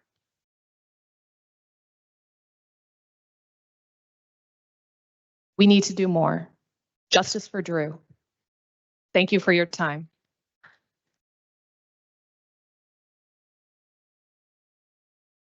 Our next speaker, 5.6, Danielle.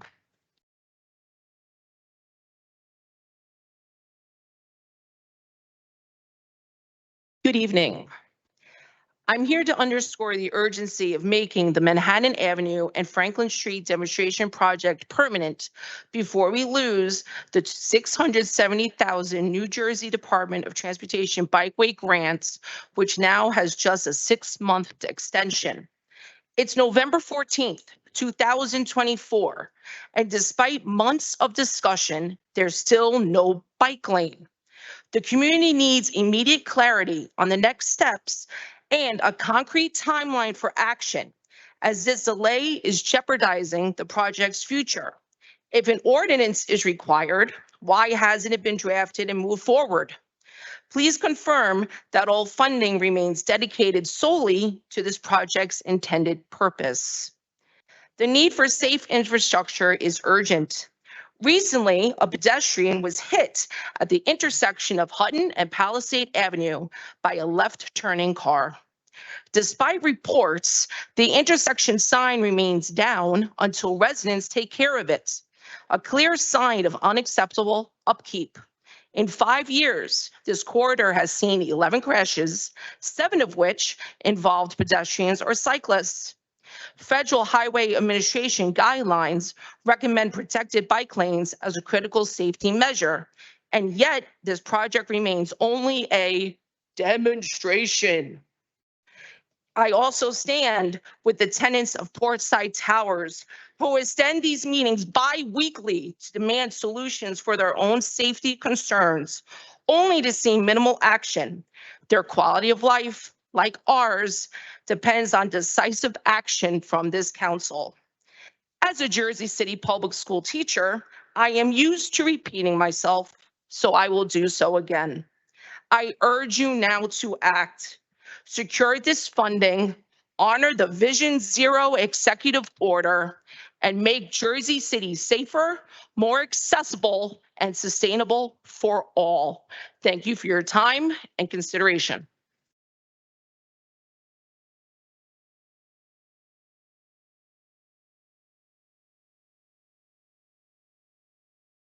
Our next speaker, 5.7, Anne-Marie. Good evening, council and community members. Anne-Marie Nazaro, Jersey City Together Public Health, Public Safety Committee, and Our Lady of Sorrows Parish, Ward F.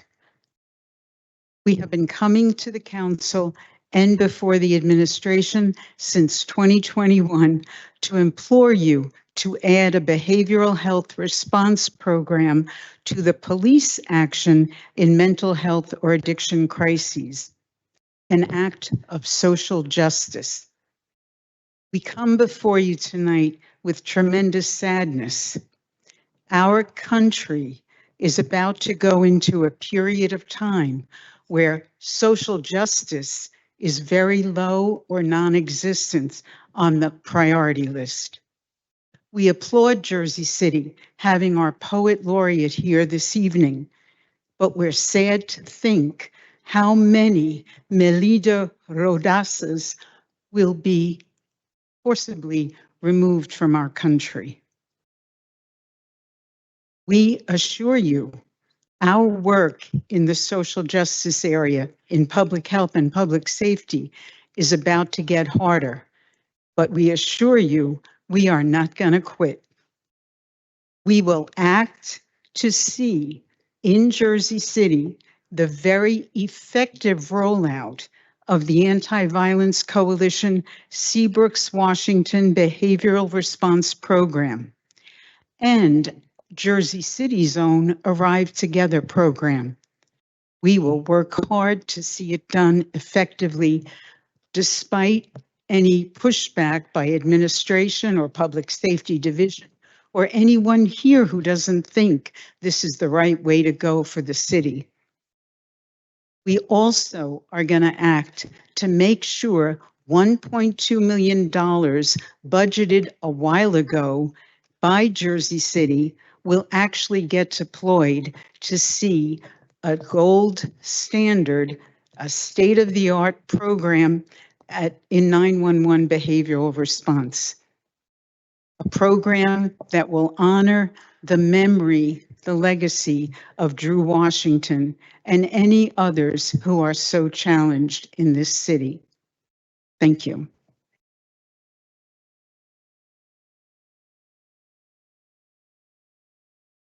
Our next speaker, 5.8, Bianca.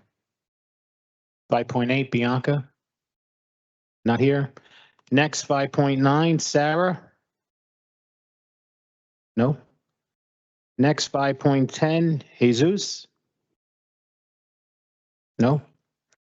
Next, 5.11, Mark.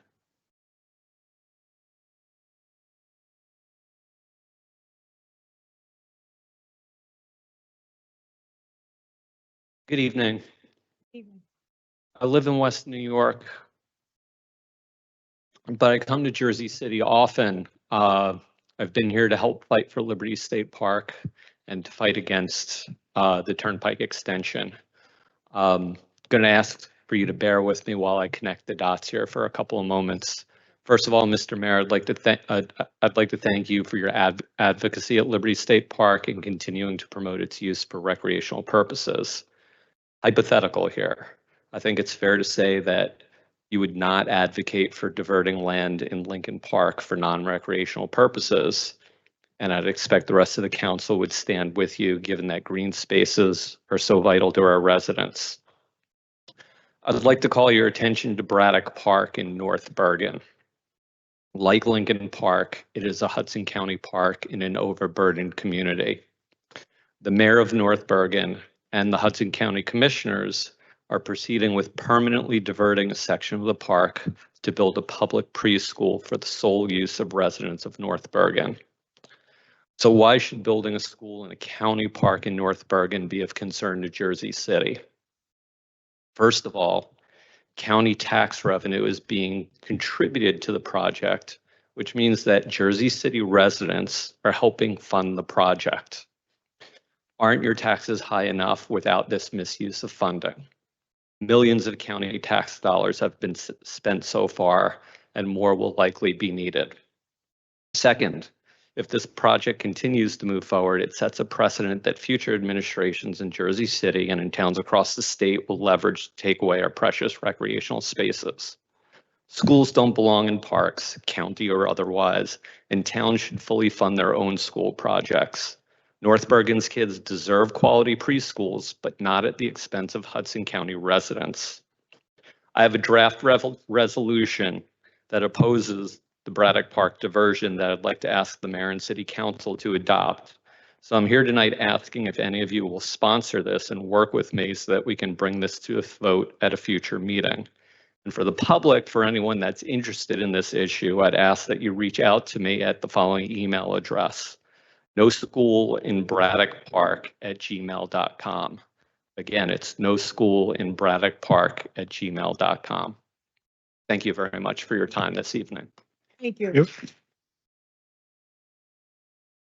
Our next speaker, 5.12, Ethel. Ethel's not here. Okay, thank you. Next speaker, 5.13, Kevin.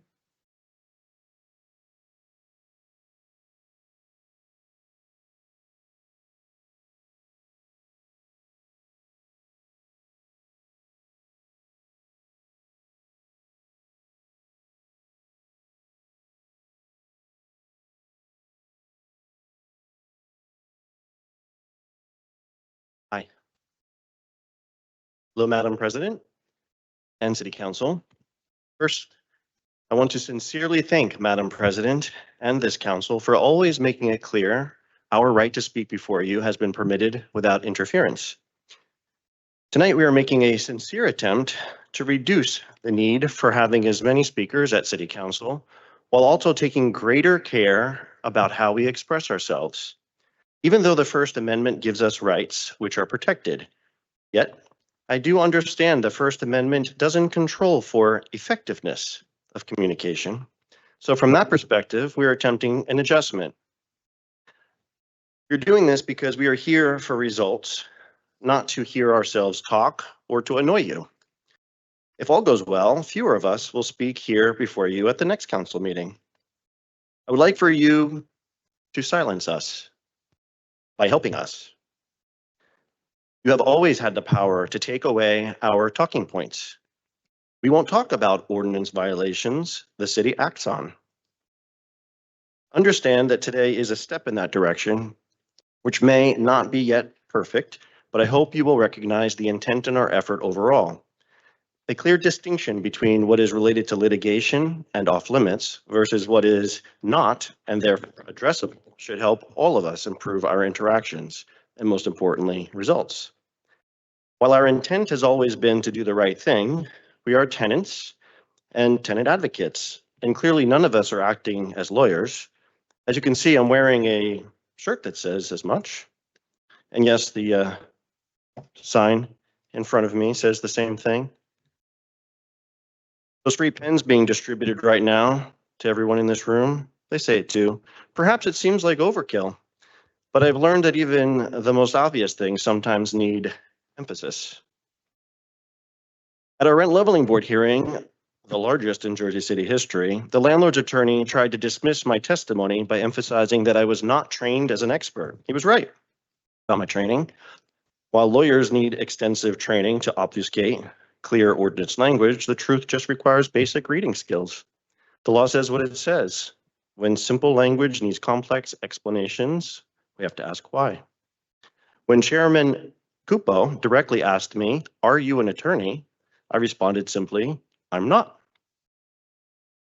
My only legal education consists of a single course on rent control, ironically taught by Dinah Hendon. The Jersey City Times noted that I operate, quote, "without any legal training," while explaining rent control laws. Throughout the hearing, I was seated behind our attorney, Miguel Murata, who handled the legal presentation and examinations. Simple truths don't require complex explanations. Thank you very much.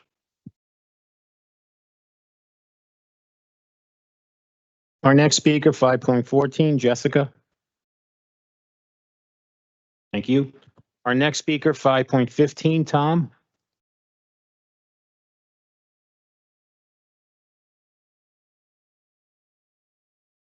Good evening, council members. I'm a resident at Portside Towers, addressing ongoing violations of Chapter 218-1, which requires each multiple dwelling over 100 units to have its own 24/7 uniformed security guard. Two separate buildings are operating without required security. 155 Washington Street with 297 units, 100 Warren Street with 230 units. Each building independently exceeds the 100-unit threshold and requires its own security guard. For many years, both buildings have operated without this required security, despite multiple appearances by concerned tenants before this council. Under Chapter 1-25, each day constitutes a separate violation for each building. At maximum penalties of $2,000 per violation, that's $4,000 in possible daily penalties for the two buildings combined. Additionally, Ordinance 7-153, Section 7E, specifically requires Portside's uniformed security personnel to secure the Korean War Memorial access between 8 p.m. and 8 a.m. daily. Without any security guards, this duty goes unfulfilled. We regularly observe drug deals during hours when access should be restricted. This dangerous situation, combined with the lack of required building security, creates an alarming safety risk for our community. We have maintained a detailed log of observed violations since June 1st, 2022, which we will submit to the council this evening. I respectfully request the council take 2 specific actions tonight. 1, direct housing preservation or Jersey City Code compliance to inspect both buildings this week and issue separate violations for each building. 2, require housing preservation or Jersey City Code compliance to report back to this council within 2 weeks on compliance status for both buildings. Over 1,000 residents have waited 2 years for enforcement of these clear legal requirements. The ordinances are unambiguous. Each building needs its own security guard. Each day without enforcement puts more residents at risk. Thank you for your attention to these serious ongoing violations. Thank you. Our next speaker, 5.16, Daniel.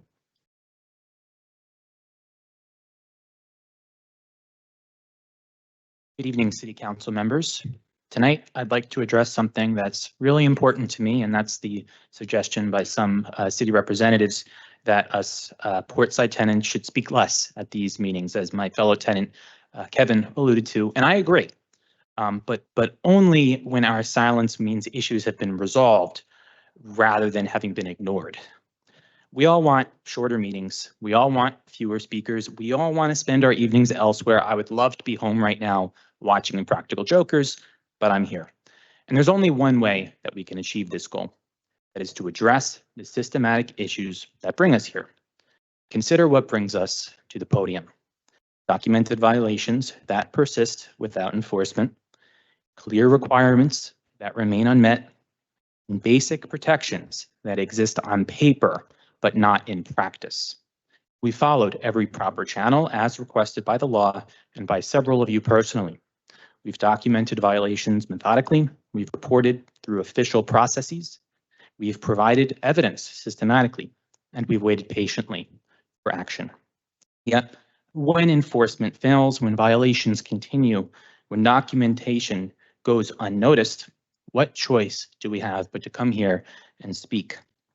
The right to petition government isn't just about being heard, but it's about achieving redress of grievances. When we document violations of clear ordinances and nothing changes, we haven't achieved redress. We've only been heard. We don't want to be here speaking endlessly, but we want to speak effectively. We don't want to return to every single council meeting for years on end as we have. We want to report success stories back to our loved ones at Portside who cook us dinner, bring our children to bed, call their moms, need to finish something for work and they can't be here with us. We stand here for all of these people, and we don't want to have to repeat ourselves week after week after week. We want to celebrate progress.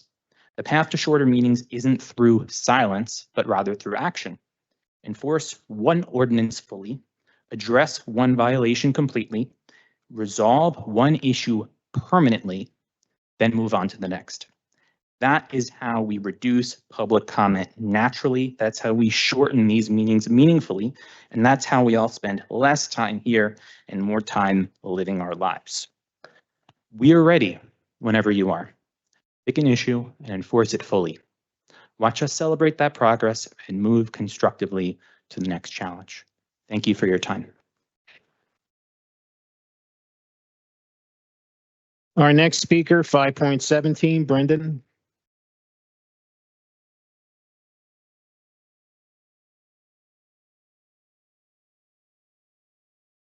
Good evening, Council. Let's jazz things up with a quick game of one of my favorite games I play when I'm teaching kids on weekends. Simon Says. I hope you know the rules to this game, but to be on the safe side, if Simon says something, you do it. If I say something, you don't do it. For example, if Simon says pass poorly planned tax abatements, you do it. If I say spend the funds on doing literally anything else, you don't do it. So let us begin. Simon says, write clear ordinances regarding uniform security. You did that. Simon says, document violations of those ordinances. We did that. Simon says, provide evidence through proper channels. Well, we did that. Simon says, enforce the requirements. Nope, didn't happen. Alas, the game is over. We all lost. See, that's the funny thing about this game we're playing. Most everyone here knows the rules. Some of you on this council actually voted for them. But right when it gets down to enforcing said rules, suddenly nothing happens. And now, here's where our fun game differs from the playground version, or the one I teach on weekends. And municipal governance, Simon says enforce, isn't an option. It isn't a game. It's a legal requirement. I'm not a lawyer. I'm just a son of two. When the ordinances say shall provide uniform security, that's not a suggestion. When codes say must maintain proper posting, that's not a recommendation. When laws passed by this council say required to comply, that's not a hint. So perhaps it's time to stop playing games, because while we're stuck in this bizarre round of municipal, Simon says, real safety concerns will continue to go unanswered. If you would like proof, please read the Jersey City subreddit, as security concerns are posted there more often than the police blotter. Requirements will go unenforced. Real people face real consequences. Let's stop playing games and start enforcing the ordinance that was passed by most of this very council. Here's my own experience with the lack of uniform security in our building. About 2 weeks ago, I was coming home rather late night. My phone had died, so I was worried that the door might be locked and I'd be sitting there for 45 minutes until the doorman/security guard had returned from walking his rounds. Fortunately for me, at least, as I approached the building, our doorman/security guard/every other job in the building was not there. He was busy walking the rounds. Unfortunately for everyone else in our apartment, the doors were wide open, so anyone at all could just walk right in. There was no buzzer, there was nothing, just an empty desk letting you go right in. This is what our building has been reduced to. We don't have anyone actually watching the doors at 1 or 2 in the morning, and the latest I've seen is 4 a.m. There's nobody there. How is that within these ordinances? Thank you for your time.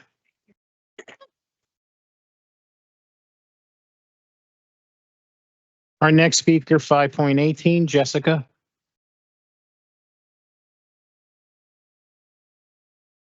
Good evening, City Council.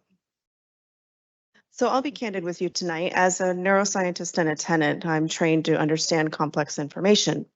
And I've been speaking here for over 2 years about one simple issue, the lack of enforcement of our local ordinances. Some suggest that tenants like me, who learn our rights, are somehow practicing law without a license. But nothing could be further from the truth. When I read our ordinance, your ordinance 260-3, I'm not giving legal advice. I'm exercising my fundamental right as a citizen to understand the laws that govern my home. When I share official documents about registration requirements, I'm not practicing law. I'm engaging in protected speech about public information. Think about it. Does a driver practice law by reading traffic regulations? Does a restaurant owner practice law by understanding health codes? Does a parent practice law by learning about school policies? Does a scientist practice law by reading chemical safety regulations? Of course not. And neither do tenants who study housing ordinances and help each other to understand housing ordinances. What we do is simple. We read, we research, we share public documents, we support each other in understanding our rights. And more importantly, we know the difference between sharing information and giving legal advice.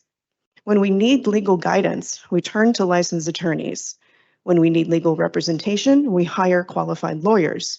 But understanding our rights, that's not just allowed, it's essential, it's critical to democracy. James Madison said it best, knowledge will forever govern ignorance.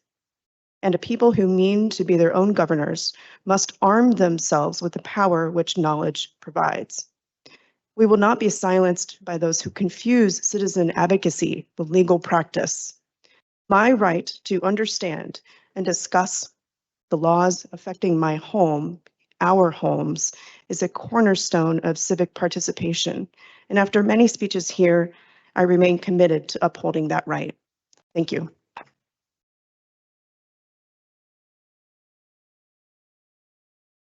Our next speaker, 5.19, Joel.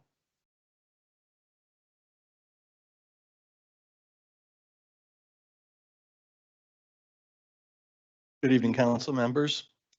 This is a story about a neighboring city, neighbors helping neighbors, a bright light on election day. 9 days ago, grassroots organizers successfully turned back a seemingly unbeatable attempt by a landlord lobbying group to gut Hoboken's rent control ordinances. As you should know, a previous attempt was narrowly defeated. In response, lobbyists cloaked a referendum as for affordable housing and nearly steamrolled Hoboken City Council to pass a, quote, compromise ordinance.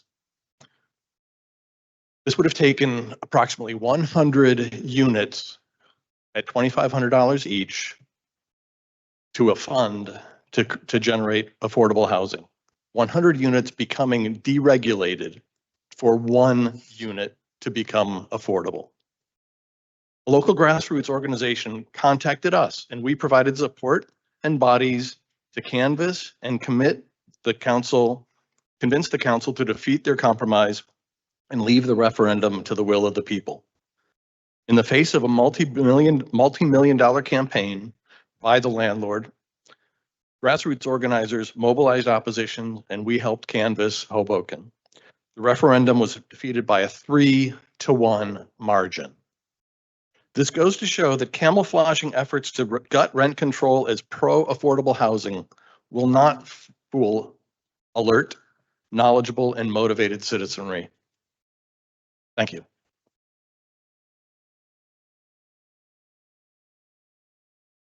Our next speaker, 5.20, Alexandra.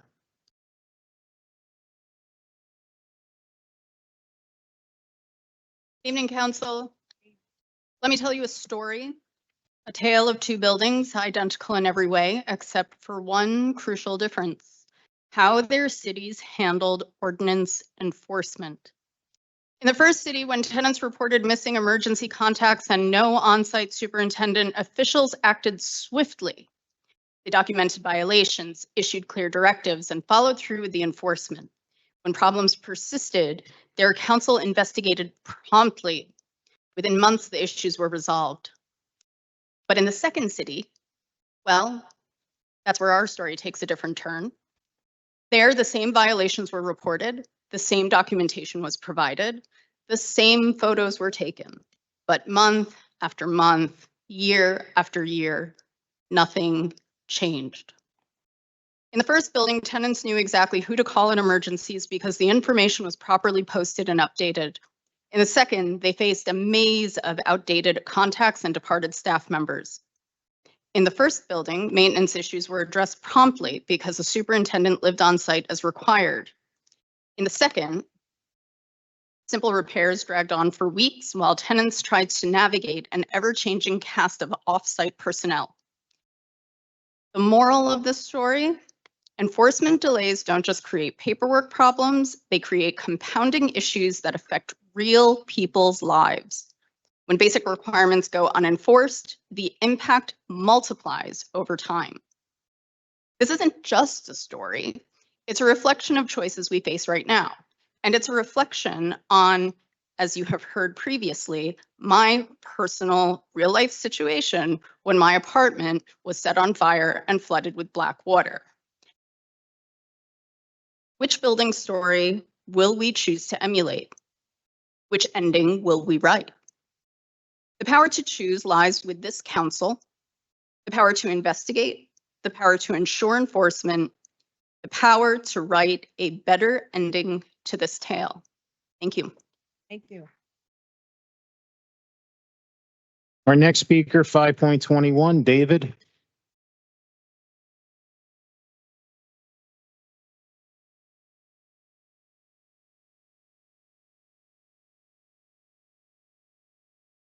Good evening, Council. You're David Wilson? David Wilson. Okay. Yeah, there's a lot of us out there. Good evening, Council. Evening, Dave. Last week's presidential election has had me thinking a lot about community. What we need from communities, what communities can do for ourselves, which is going to be a big one, and where communities need to work together with government.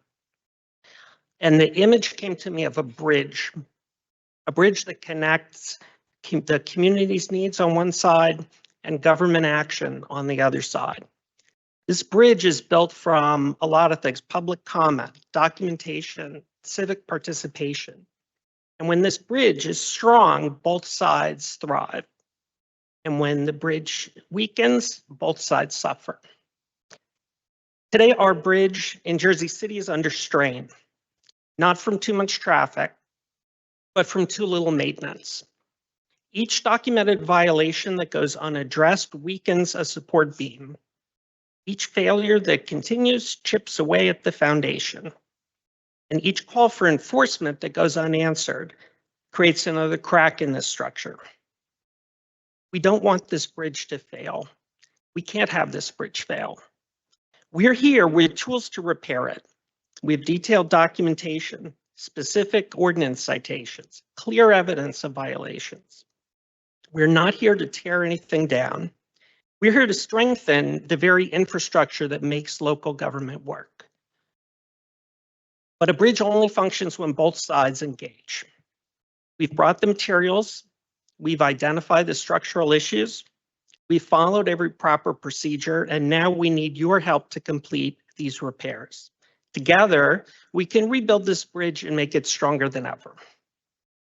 The alternative is to watch as public trust erodes, bit by bit, piece by piece, until the gap between community needs and government action becomes too wide to cross. The choice is yours. You can help us strengthen this bridge of public discourse or watch it slowly crumble under the weight of unenforced ordinances and unaddressed violations. Thank you. Thank you. Our next speaker, 5.22, Sonia.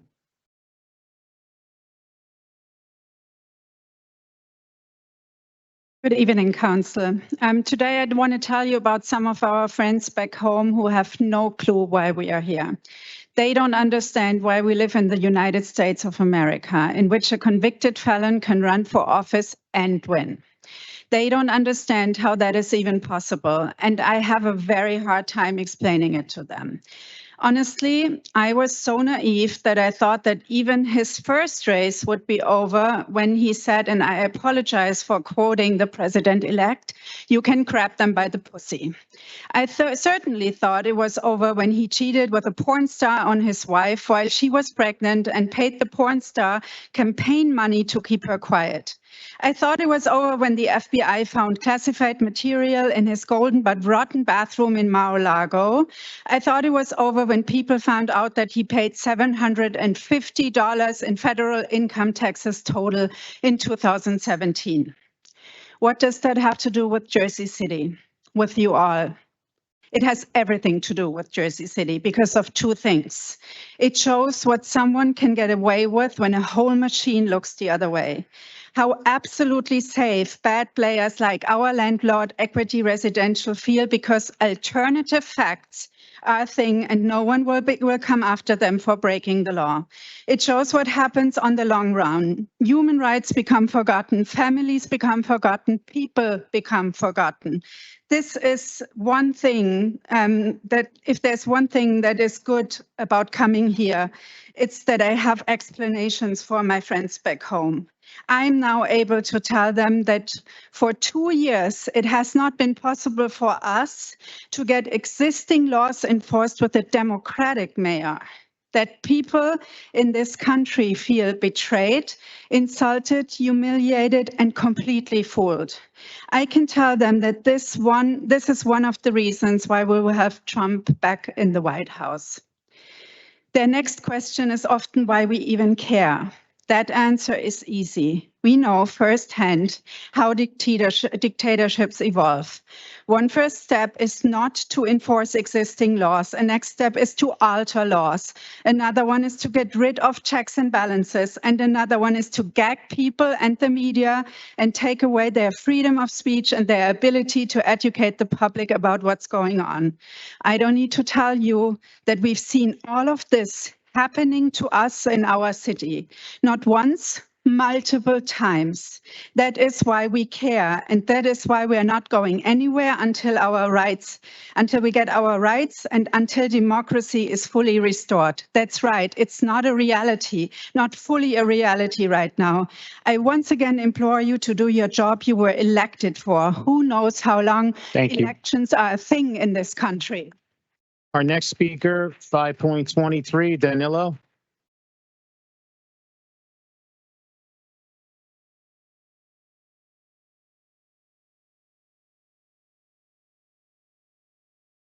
Good evening. It's been more than 2 years now. So much has happened. When we started our initiative, I tried to imagine how this will play out. Turns out I have very limited imagination. So let's look back on some of what happened in these 2 years. First Amendment violations. Our comments on Mayor Fulop's social media accounts get systematically deleted or blocked. We have a mountain of evidence to prove that. At Fulop's State of the City in 23 and 24, we got harassed and intimidated. We were not allowed to peacefully hold these very signs as granted under the First Amendment and more specific under the Sunshine Act. Building issues. Other speaker mentioned some selected aspects with our buildings. Let me add to that just some from the list of our apartment. Since 2019, our floor, wall, windows are damaged by a leak that was not fixed for 4 years. Building management confirmed in writing that they will do nothing about it. That means we pay our premium luxury apartment rent and cannot fully use and enjoy our home. We have no hot water in our washing machine since 23. Equity once more confirmed in writing, they will do nothing about it. And the city is not helping either. Multiple click fix tickets from April to August. August failure to maintain service petition opened in September, while initially answered are now without response for weeks and months. But there's more. Last year, people dropped from above onto our terrace. Can you imagine how it feels when suddenly people stare at you standing on your own terrace unannounced? After that surprise, same terrace was blocked from use for almost 4 months for facade inspections. Again, equity confirmed in writing there was no compensation.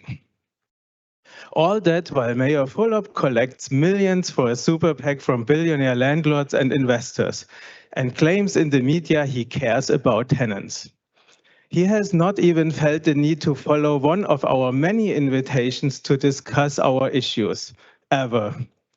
This all paints a very clear picture why Equity Residential can sit on such a high horse. There is a documented pattern of violations being observed but not enforced. This pattern requires council oversight. That's you. It is not only a suggestion to start an investigation, but mandatory by law. And I asked many times before over the last 2 years, and I ask again, will you start to investigate? 1, 0, nothing as always. Our next speaker, 5.24, Tara.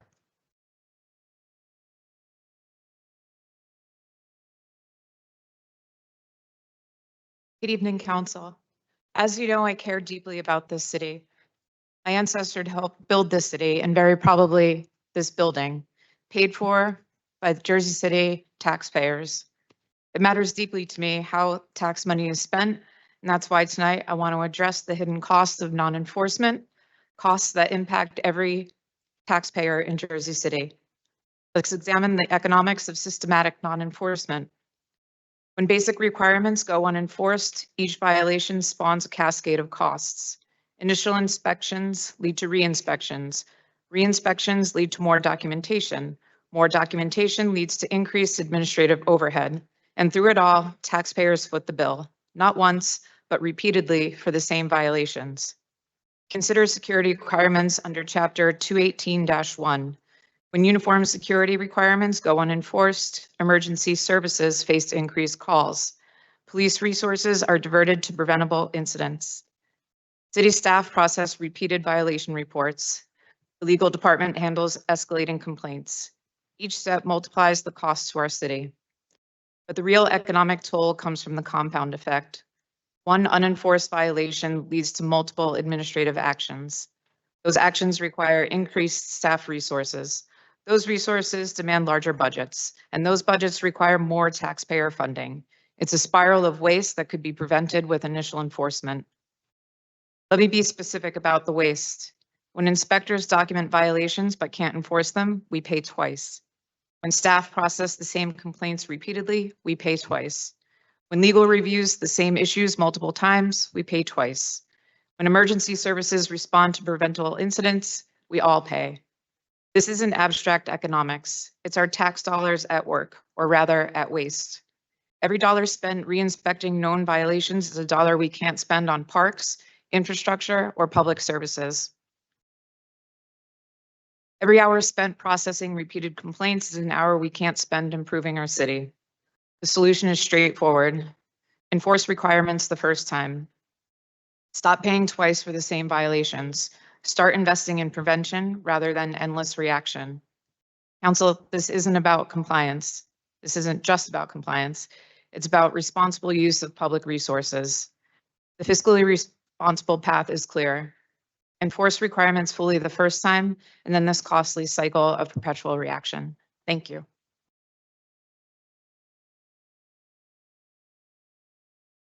Our next speaker, 5.25, Suzanne.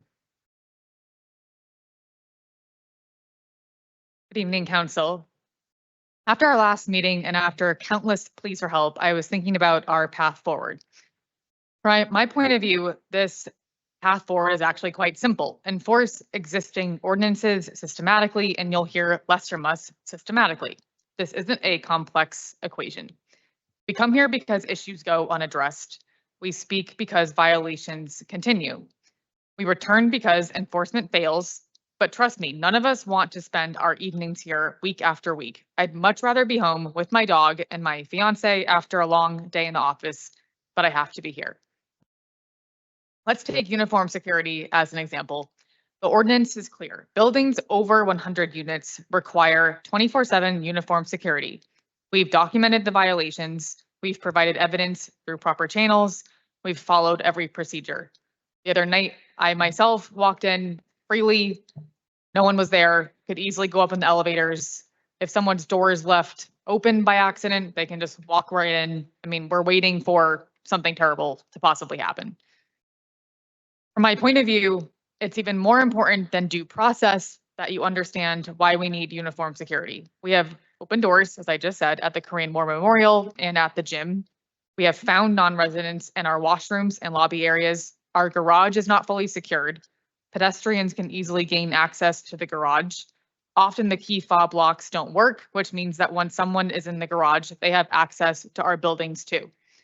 Yet here we are, still asking for basic enforcement of an unambiguous requirement. This isn't about anything complex or controversial. It's about enforcing an existing ordinance that this council has already passed. If this simple, clear requirement was enforced, we wouldn't need to speak about it again. We could move on to other issues. You could move on to other issues. It might not even be here. The enforcement system could focus on other priorities.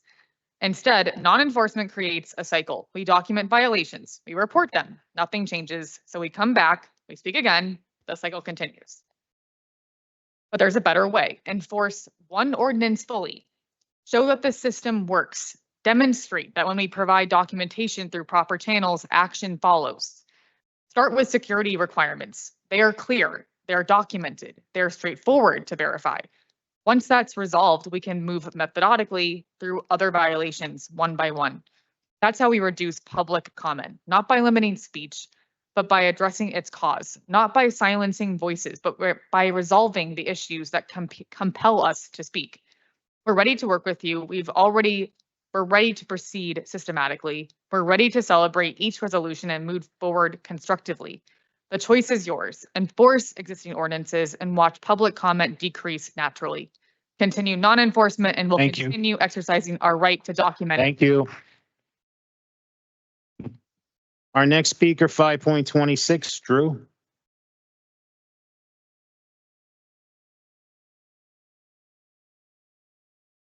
Good evening, Council. Tonight marks more than 2 years of City Council speeches by our group. Michelle and Kevin first spoke on November 9th, 2022, and as a group, we have never missed one meeting, not one. I want to take a moment and say how inspired I am by the group behind me. Thank you all for shaping the future of our community at Portside and across Jersey City. Let's not forget that we're talking about our homes here. We all feel a need to be safe in our homes. It's a fundamental human need, and I therefore want to address the enforcement mechanisms available to address ongoing security violations at both buildings. Chapter 260-7 specifically defines inadequate security as a form of tenant harassment. This isn't just about missing guards. It's about systematic reduction in required services affecting over 1,000 residents. Our rent includes ordinance-mandated security services we're not receiving. Chapter 260-7F provides a clear remedy. Rent reductions when required services aren't provided. I'll repeat that again. Chapter 260-7F provides a clear remedy. Rent reductions when required services aren't provided. The Bureau of Rent Leveling has authority to implement these reductions until compliance is achieved. The violations stack up across multiple departments. Housing preservation, Chapter 218-1, violations for each building. Rent leveling, Chapter 260-7, harassment violations. Public safety, Ordinance 7-153, memorial security violations. I respectfully request the council direct specific actions through proper channels. First, request the Bureau of Rent Leveling investigate these violations under Chapter 260-7 and implement appropriate rent reductions. Second, direct housing preservation and Jersey City Code compliance to coordinate with the Bureau of Rent Leveling on documentation of missing required services. And thirdly, request a joint report from both departments to council within 2 weeks on enforcement progress. Each day these violations continue, residents pay for security services we don't receive while facing increased safety risks. The ordinance provides multiple enforcement paths through appropriate departments. We need these departments directed to act. Thank you for your attention to enforcing these vital protections, and a happy anniversary to my people, even though it may be a sad one. Our next speaker, 5.27, Shannon.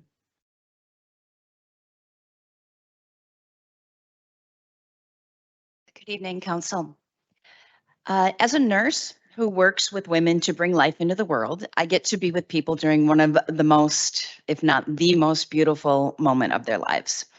I feel lucky and proud that I work with mostly healthy patients and that the majority of all births I support go as planned. But what if something doesn't go as planned, if there's an emergency?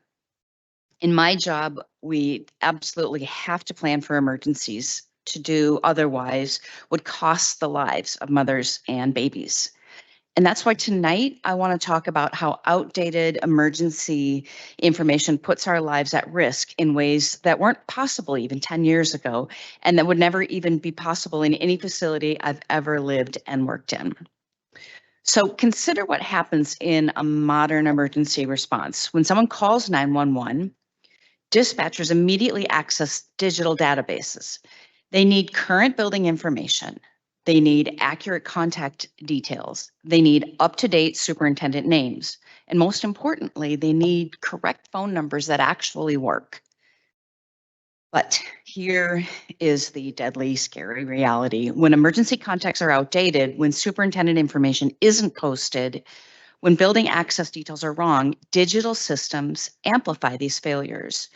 In an age where every second counts, and we mean that literally, every second does count, outdated information doesn't just delay responses, it can make response impossible. This isn't theoretical. When Director Richardson inspected our building, he saw firsthand emergency contacts from 2014, superintendents who left years ago, phone numbers that no longer work. Our first responders deserve better. Our community deserves better. The impact extends beyond individual emergencies. Modern emergency management systems share data citywide. Fire departments pre-plan responses based on building information. Police rely on accurate contact details for rapid access. EMTs depend on current superintendent information to reach patients quickly. When these systems fail, they fail catastrophically. So picture it, like really please give me a moment and picture it. Firefighters trying to reach a building contact who left 8 years ago. Visualize police attempting to access a building with outdated security. Think about EMTs delayed because superintendent information doesn't match reality. Chapter 260 requires current information for a reason. Our emergency services deserve better than digital dead ends. Thank you. Thank you. Our next speaker, 5.28, David. David M.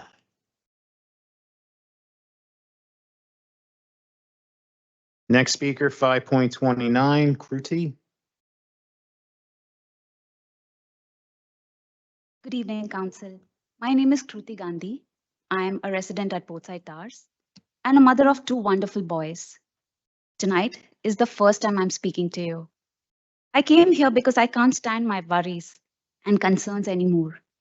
In addressing the public safety crisis created by the absence of the required security at both of our buildings at Portside Towers, I hope to find swift support and help from my city administration. You must know that impact of these violations extend beyond our 30,000 residents to the Korean War Memorial, which stands as a tribute to those who served this country. Each night, the memorial access should be secured by uniformed security personnel as required by the Ordinance 07-153. Instead, the area has become a magnet for drug activity during hours when it should be secured. We all have safety concerns. Not only have we been denied the contact information for our super in violation of 260-3J, as we mentioned before to you multiple times, but when there are emergencies, responders arrive to find no security personnel to assist with the building access or guide them to emergencies. Children walking their dogs at night, even with their parents, are at risk given the activity in areas that should be closed to public. Elderly residents are afraid to be outside after 8 p.m., precisely when the area should be secured and safe for our community. The human cost is significant. Over 50 children living in our buildings, numerously elder and disabled residents, over 1,000 residents at risk. I respectfully request the Council to take 2 specific actions. 1, direct public safety to document memorial security violations and report findings to Council within 2 weeks. 2nd, require housing, preservation or code compliance to coordinate with public safety on enforcement. Every day without enforcement means another day our children, elderly neighbors, and the Veterans Memorial remain unprotected. The required security isn't a luxury. It's a vital public safety requirement being ignored. Thank you for your time to this urgent matter. Thank you. Our next speaker, 5.30, Mark. Good evening, City Council. It's nice to see you again, but of course, if the city would take action, you wouldn't have to listen to me anymore. We both win. Anyway, I'm back on a theme I began some 11 months ago, the security of Portside Towers. I'd like to thank each and every member of the council and the city's legal department for the ordinance passed in June that amended and clarified Jersey City Municipal Code 218-1 Uniform Security Service for multiple dwellings. But what has happened since then? Well, 3 months ago, I heard from the city's legal department that after talking to the city's business administrator, the city department responsible for enforcement of 218-1, including Uniform Security Service, is the Office of Code Compliance. We had a few incidents recently. The last one was 10 days ago, late at night, and it was a death threat from the occupant of a car at the south end of Washington Street to one of our tenants. There's a formal police report of this incident. Washington Street's supposed to be chained and locked at 8 p.m. by Portside Security, but we don't have the mandated uniform security to do this, and thus the street is not chained as required by Jersey City law. We need Joe Barrow, Director of Code Compliance to step up and enforce Municipal Code 218.1 because Portside does not have the 2 mandated uniform security guards, does not block the south end of Washington Street from 8 p.m. to 8 a.m. as required by the ordinance, and has no current exemption from the security service rules in 218-1. Please help us get the Director of Code Compliance to step up. Then I can stop talking about this at council meeting after council meeting, and we'll all have a little relief. Thank you.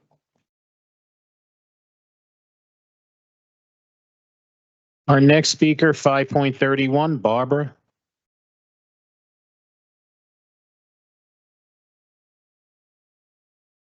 Good evening, Council. Just made it here after my Spanish lesson, and it's been a long day. I'm tired. I want to keep it short and simple tonight when I remind you that under NJSA 4069A-36, this council has both the power and duty to investigate systemic failures in ordinance enforcement.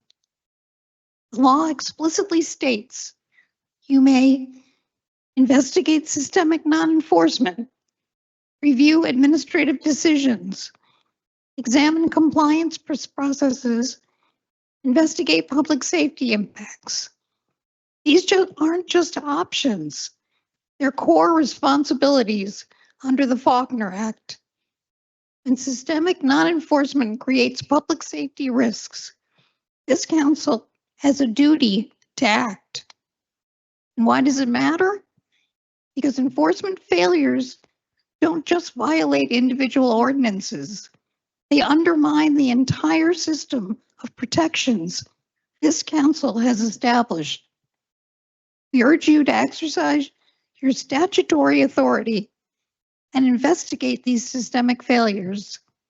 The tools exist. The authority exists. The duty exists. Thank you. Our next speaker, 5.32, Michelle. You could please put down your phones. I'd appreciate it. Tonight, after hearing from our community, I'm here to underscore something deceptively simple, the legal requirement for building superintendents in Jersey City. Not rent control, not certificates, just the basic requirement that someone needs to be there when things go wrong. On August 7th, I personally witnessed the consequences of this violation. A fire broke out at Portside Towers caused by an equity management employee. I should note, and hundreds of residents faced a terrifying reality. No superintendent. We don't know where he lives. He does not there anymore. We didn't have his apartment number. We don't have his phone number. No on-site emergency contact. No one with knowledge of our building systems to coordinate with first responders. The law isn't complex here. Jersey City Ordinance 254-45B26 requires buildings with 3 or more units to have a superintendent maintaining the premises at all times. For buildings with 6 or more units, which obviously includes our towers, Section 254-45B28 explicitly mandates that the superintendent live on premises. The requirements go further. Under 254-45B29, that superintendent must have, quote, sufficient knowledge, competence, and responsibility. Let me be clear about what this means in human terms. Every night, parents in our buildings tuck their children into bed, knowing there's no one to call in an emergency. Every elderly resident goes to sleep knowing that if something goes wrong, they're on their own. During that August 7th fire, precious minutes were lost because there was no one with intimate knowledge to contact the super and make sure things were going as they should. So, council members, after hearing multiple voices tonight on both building superintendents and security requirements, I'm asking for 4 specific actions. Order an immediate inspection of both towers. Issue violations for every staffing breach, both superintendent and security.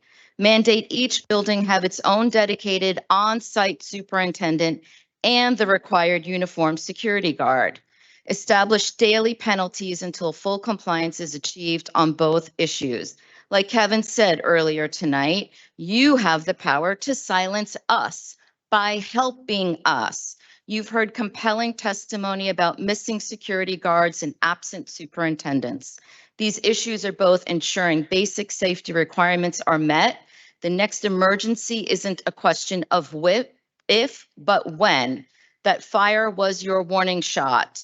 These requirements exist because past tragedies taught us they save lives. Our next speaker, 5.33, Philip.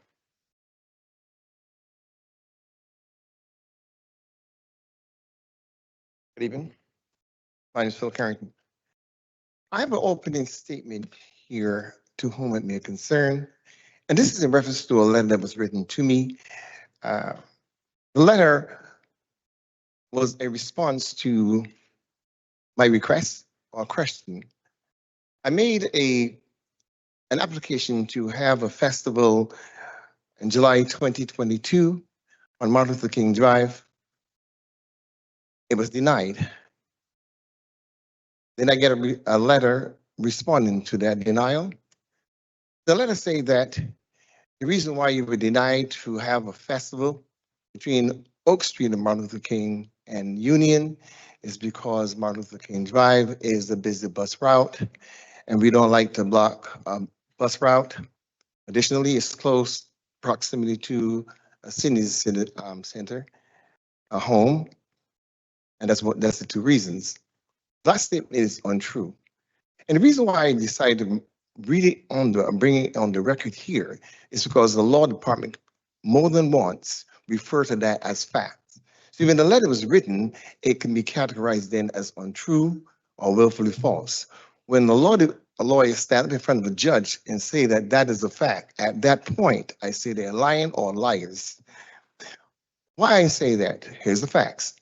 When they denied me in July 2022 from having a festival, in June, 15 days earlier, they have approved Rock the Block for the same kind of festival with a larger crowd 15 days earlier. That was in June. In August 2022, they approved Angie McKnight, Angie Keir, to have a festival on Oak and Martin Luther King. Come on. June is approved. July, this black man is disapproved. August, Angie was approved. It's just not true. And so I'm just kindly asking that person to retract that letter. And if the law department dare to come back to court using that as fact, I'm going to continue to call them lying and liars. You can do what you want to do. These are just the facts. You cannot say anything other than that.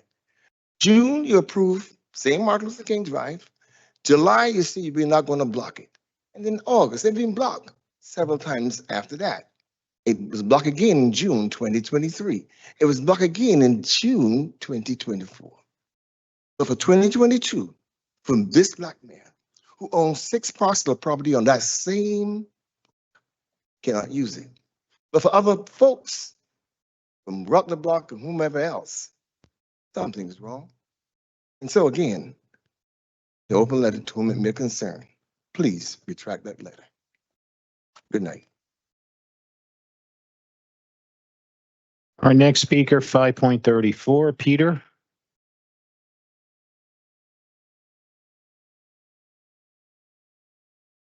Good evening, counselors and attendees. My name is Peter Somdasurf, and unlike the David Wilsons, I'm probably the only one. I'm a systems engineer, and I'm new to Jersey City. My wife and I have recently been spending a lot more time here since the arrival of our first granddaughter, Destiny, and we're now looking for a place of our own here in Ward E. Certainly, you could say Destiny is the reason we're here in Jersey City, and Destiny brings me here tonight. As we stroll our Destiny around downtown, getting to know the city, I've been impressed by the quaint row houses, tightly gridded streets, and tree-lined walks. Jersey City has everything: density, an enviable 20,000 people per square mile. Walkability, fine-grained amenities, commuter trains, heavy transit use, and high active mode share, 57% of commuters. Protected cycle lanes, so apparently we need at least one more. Numerous work-from-home employees like me, about 20%, and high average incomes. But we also have many cars, so many poorly parked cars, so many noisy cars, and so many badly driven cars.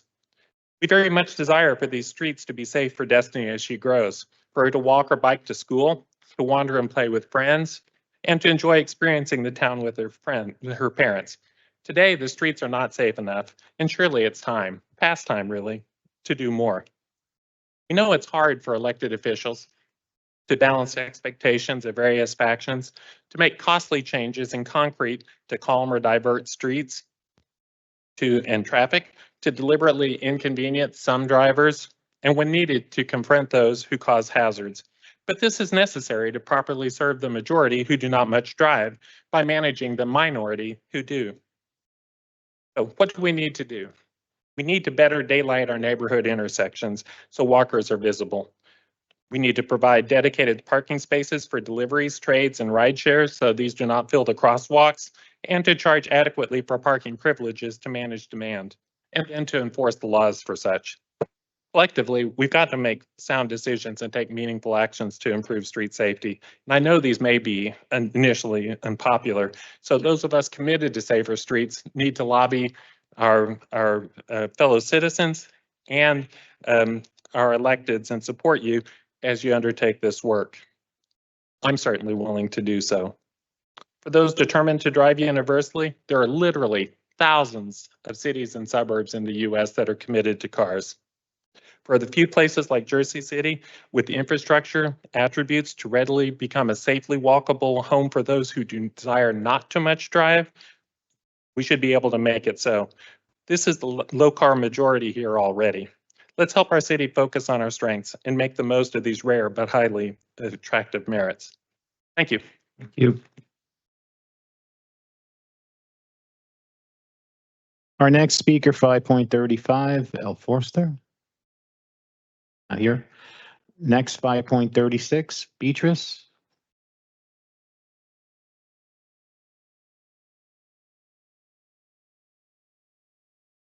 Time and for listening to us. We're here for the Heights Bike Lane, and I'm bringing messages from the letters that you've received. Maybe you haven't had a chance to see them all.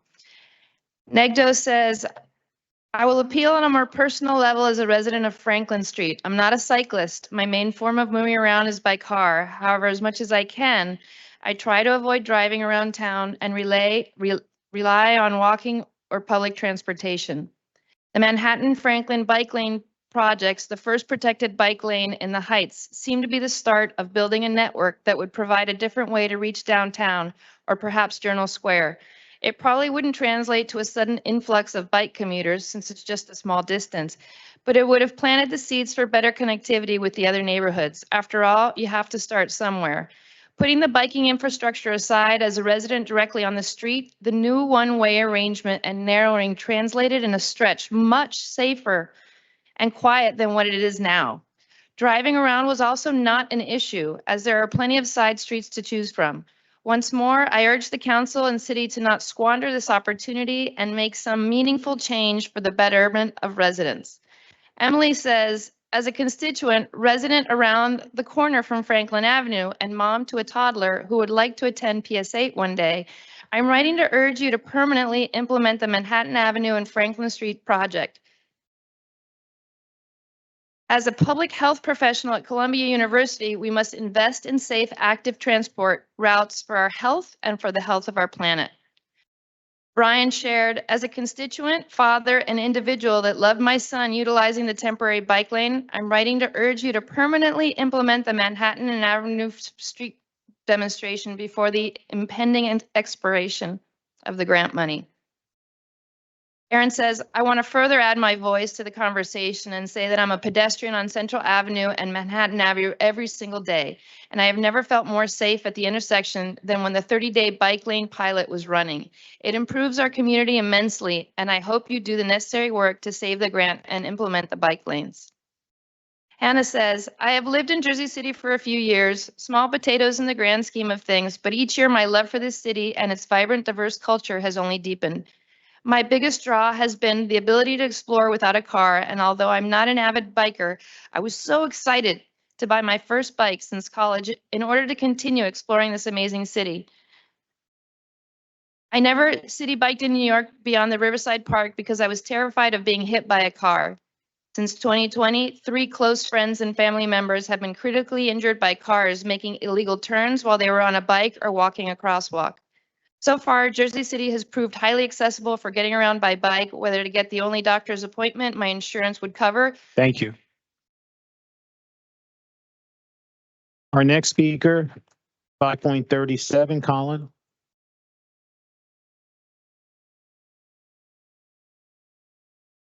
Good evening, Council.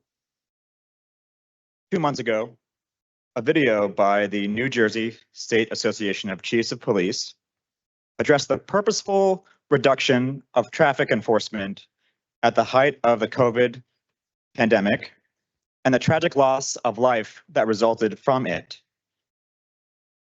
If you don't mind, please listen to those words.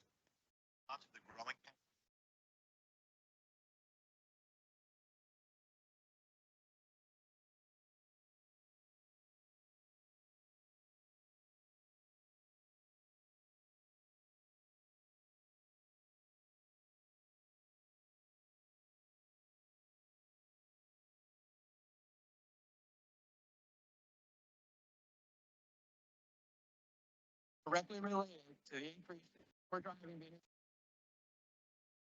on New Jersey highways. High-risk behaviors resulted in more serious crashes throughout New Jersey. In 2020. That's not me saying it. That's our own police around the state. 3 months ago, 29-year-old TJ Alva left his fiance's home on an electric kick scooter to get coffee. He never came home. He was killed by an NJ Transit bus that ran a red light.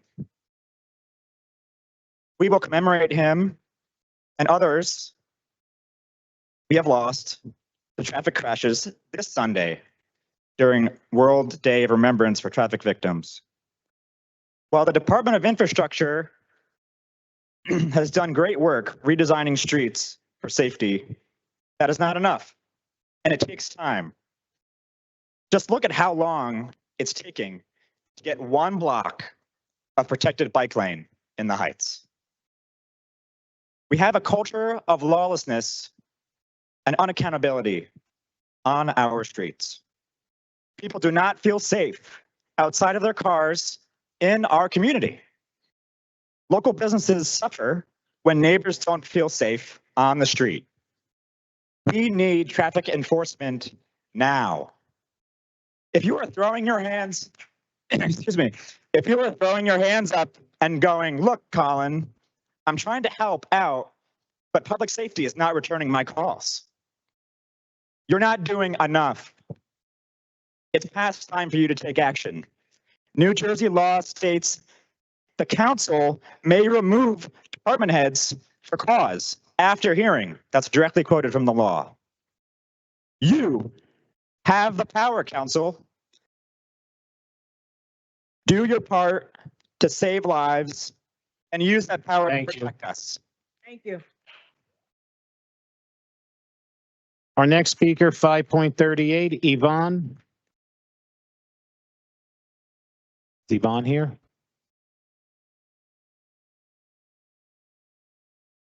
No. Next speaker, 5.39, I don't see Jermaine. Next speaker, 5.40, Jean. No. Next speaker, 5.41, Norm. Yes, good evening. Like pop back. Here we go. Good evening, council members. Wheels spinning, gears clicking, bells ringing. I'm not going to compete with the poet laureate, don't worry. But I do want you to raise your hand, anyone here too. Raise your hand if you care about your fellow neighbors, friends, families, and fellow Jersey City residents. Okay, we're on the same page. And that's a good place to start. I want to make 3 points tonight. Number one, regarding, and this is all in regards to the Manhattan Avenue and Franklin Street bike lane. Begin with the end in mind. Your constituents and families and neighbors, they really deserve the best, absolutely the best. They deserve access to the best parts of the city. They deserve access to Liberty State Park, and they deserve access to the Essex Hudson Greenway, which will span from Jersey City all the way to Montclair. Yes, realistically, it's 10 to 15 years away. I don't know if any of you heard about the NJDEP Greenway open house that they had in Newark last night, but their plans are deeply impressive. You also care about the health outcomes of your constituents. You know that Jersey City is defined by NJDEP as an OBC, an overburdened community. Certainly in Bloomfield, where I live, there are places, and a lot of Bloomfield is also defined as an overburdened community. So begin with the end in mind. Wheels spinning, gears clicking, bells ringing. Build for the future. Because this bike lane, $670,000, is a drop in the bucket, but it will provide access for your economy and your visitors. Let's keep in mind what's coming up in 2026, the FIFA World Cup. And regionally, communities are planning for that. This be a part of it. I know that I read news about City Bike expanding to the south and in southern Jersey City, Greenville, really building up their stations. This bike lane needs to be a part of that. And finally, utilize this funding. Don't leave this money on the table, because Jersey City, your residents, your constituents, everyone in this room can benefit from that deep investment in your city's future, in your constituents' future. Thanks. Thank you. Our next speaker, 5.42, Claire.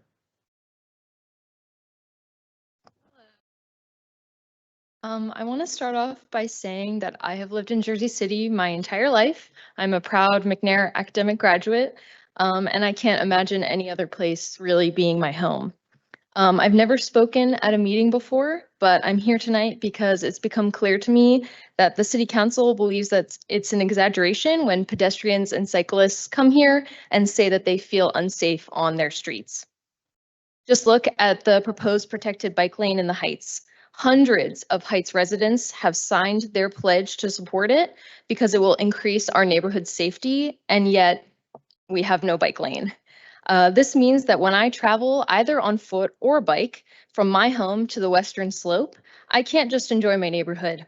I'm on guard knowing that every intersection I encounter, there might be drivers who are putting my life in danger. I personally identify as a confident and experienced cyclist and walker, and even I hesitate to take to our streets. I've ridden my bike down Summit Avenue at 20 miles per hour and been passed within inches and yelled at for being on the road. I've been in the middle of a crosswalk along Central and had drivers going so fast that they had to swerve into the opposing lane to avoid running me over. I've been on crutches multiple times and had to make my way around illegally parked cars, which are blocking curb cuts on Palisade Avenue.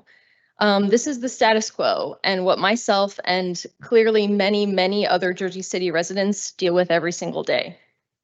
We are stuck in a habit of disregarding systemic dangerous behaviors, whether it be driving over the speed limit on Kennedy or running red lights on Newark.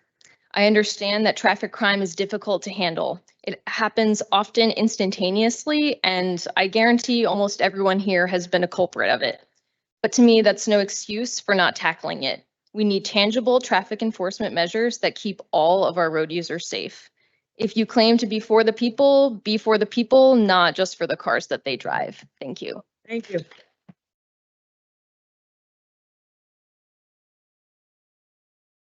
Our next speaker, 5.43, Tony.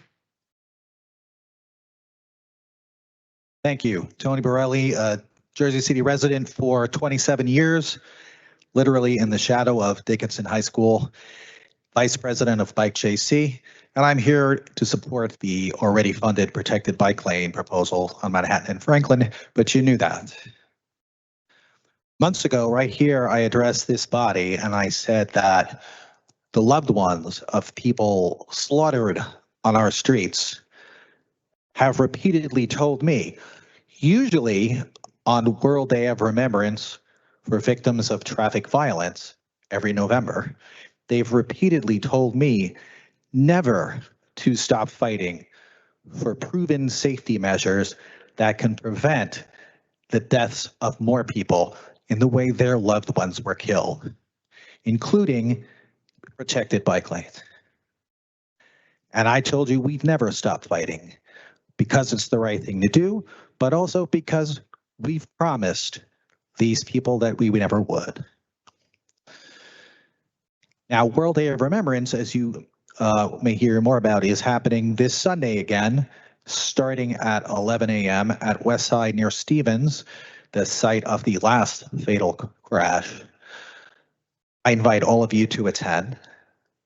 Some of the still grieving loved ones may also attend. If not, we know how to reach them in case you would like to talk with them. Now, I've heard and read members of this body say that their constituents are furious and fed up with the proliferation of bike lanes in the city and the proposal on Manhattan and Franklin. I think it might be useful if any of you who oppose this project were to meet these grief-stricken people face to face, either Sunday or at some other convenient time, and explain to them why you believe that any concerns of your constituents justify blocking measures proven resoundingly around the world to prevent the kind of deaths they are still mourning. Why the fury of a delayed driver should somehow morally balance out the fury of people whose loved ones have had their lives cruelly destroyed. Hope to see you Sunday. Thank you. Our next speaker, 5.44, Karen. Yes, good evening, Karen Nelson. Every day I feel like I risk my life just leaving my front door. A great example, unfortunately, was tonight. I was riding my bike down Central Avenue to come here. And as a car is parking on the opposing side of traffic, a car cuts in front of them and I have headlights right in front of my face. It just so happened, I believe, that the car was pulling into the precinct parking and told me, hey, relax, you're fine. Education needs to occur. 6 years ago, I had a fractured skull and a broken hand because of a bike accident. I don't want it to happen again. I want people to take it serious that we are cyclists, we're drivers, we're walkers. I'm not saying get rid of cars. I own a car. But we need to educate people that everybody has the right to live in this city. Streets of interest to me that are a major concern: Patterson Plank, Manhattan, Central Ave, Summit, JFK. I live in the Heights on the Western Slope. I have no safe way to get to work. There's no bike lane that continues.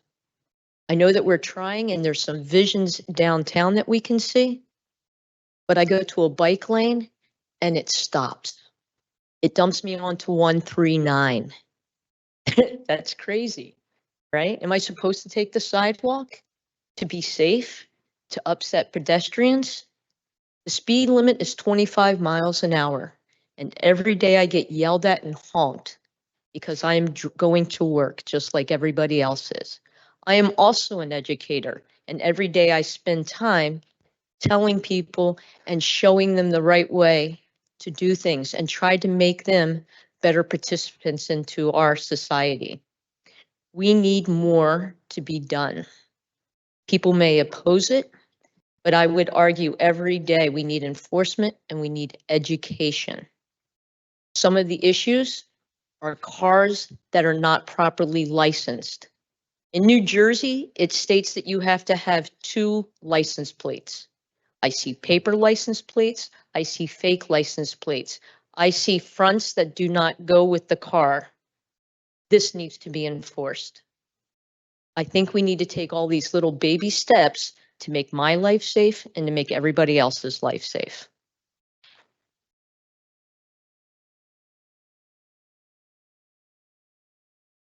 Our next speaker, 5.45, John. Hi, my name's John Tarano, and I live in Jersey City on a street with bike lanes. Thank you, Councillor Solomon. And I walk in my community. I walk, I bike, I take transit, and yes, I drive. Every once in a while, I own a car, and I do drive my car. And I think we shouldn't even be having this conversation, this debate at City Council about putting a bike lane on one street in Jersey City. Bike lanes are just a normal part of having a complete city, just like having sidewalks, just like having traffic lights and crosswalks and speed bumps. They're a completely non-exciting part of our normal infrastructure. And the reason for that is because they just create safer streets for everyone. They calm traffic. They make it better and easier for people of all ages and abilities, from seniors going out to get their groceries, to little kids going to school, to go out for a walk. Make it safer for cars and for drivers to get around. They calm the street and they make it a more normal place. And this year, I was very fortunate to be able to travel extensively through large parts of Europe. I went and visited Seville and Granada in Spain, where I saw what they've done in the last 10, 20 years to make their streets safer. They've got bike lanes everywhere, a connected bike network that stretches across the entire city, and they've won global accolades. I biked through that city, and it actually felt really safe. And so did it to walk and to drive through those cities. I went to Paderno and Palermo in Sicily, places that we have a large community here in America, in New Jersey, who came from there, and they've come back and brought some of the ideas around building safer streets, safer cities to those places. And in the last few years, they've gone out and built connected bike networks in Palermo and Paderno in Sicily. In my birth country, in Romania, I was fortunate to go there, and I saw how those cities, in a culture that was previously obsessed with cars, very dangerous, some of the highest death rates from auto traffic anywhere in Europe, they've started putting in bike lanes and traffic calming there too. People around the world are waking up around what it takes to make our cities safer. Finally, I was fortunate to travel to London and to Paris, real world-class cities like ours, diverse global economic engines for their areas, and they're so far ahead of where we are. Those are the kind of examples that we should be using here in Jersey City as what good looks like. Back to Jersey City. Thank you for building a protected bicycle network downtown. It's now time to extend it out to the rest of Jersey City. Thank you. Our next speaker, 5.46, Patrick.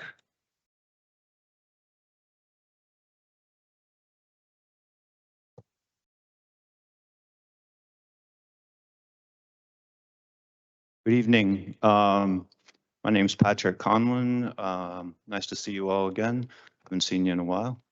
I had the distinct honor and pleasure of serving as Bike JC's president for a number of years. And what's happening now reminds me of what we did years ago when we put together the campaign for Grand Street, which we called the Grand Street Vision. And we passed that. And we got our first protected bike lane on Grand Street, and it's made a world of difference. And other streets in downtown have added to that network, and it's grown and it's grown, and it's better. Every time I come back here and ride my bike around, I find another new bike lane, and it's exciting. It's great, and it feels safer and safer. But like the gentleman said before me, it seems like it's stuck downtown. And I come up Newark Avenue, up beside Dickinson High School. I get to the top of the hill on a really nice protected bike lane up the hill that we didn't have when I lived here. And I get to the top of the hill and there's nothing. It's like you just get dumped out into nothing land and nothing is safe in the Heights. And this project is a great first step towards making the Heights a safer place to bike. And I'd really like to see it supported. So I encourage you to do that. Thank you very much.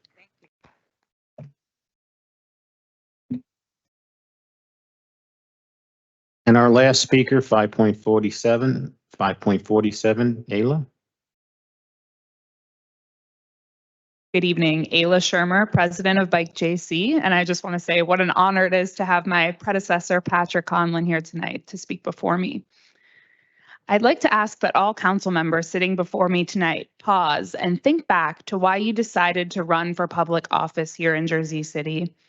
I'm sure there are many reasons for each of you, but I'm willing to bet that chief among them are A, be responsible stewards of public funds, and B, protect the health, safety, and wellness of Jersey City residents.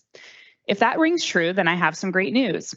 There's a way to easily accomplish both of these essential duties, and that is by swiftly moving forward with the Manhattan and Franklin Street bike lanes that are fully funded, were successfully piloted, and have garnered immense community support. We received word earlier this week that NJDOT has agreed to extend the city's expiring grant funding for this project by 6 months, which is fantastic news. But now the clock is officially ticking. There is no time to go back to the drawing board on this and overstudy endless alternatives to death. The grant funding is use it or lose it, and this particular grant program stipulates that the funding must be used to build new miles of protected bike lanes that are physically separated from motorized vehicular traffic. That is it. Nothing else is eligible. So we must build what our award-winning infrastructure department has already designed and tested, or we lose the money, which would be an unacceptable dereliction of your core duties mentioned earlier. Relatedly, as others have mentioned, I would like to remind you that this Sunday is World Day of Remembrance, an annual global event to remember the many millions who have been killed and seriously injured on our roads, and to acknowledge the suffering and of all affected victims, families, and communities. I hope all of you will join our local ceremonies that you were each invited to. There were already 4 fatalities on Jersey City streets through September of this year, and several more since. Each one represents a distinct failure of this council to protect its constituents. There are already several memorials in the Heights to honor residents who perished on our streets there. Peggy McGeary, Damian Batista, Alexander Flores, and Elionel Yanez, just to name a few. I sure as heck do not want to build another memorial in the Heights or anywhere. Protected bike lanes make roads safer for all users, and the Heights currently has 0. Build these needed lanes to protect residents' health and safety and ensure that we don't lose anyone else in this horrific and totally preventable way. Lastly, I'd like to offer my full support for the other calls for robust traffic enforcement. Yet again, this is a critical way to protect your constituents' health and safety, and each day without it empowers more lawlessness on our streets. Thank you, and I hope to see you all Sunday.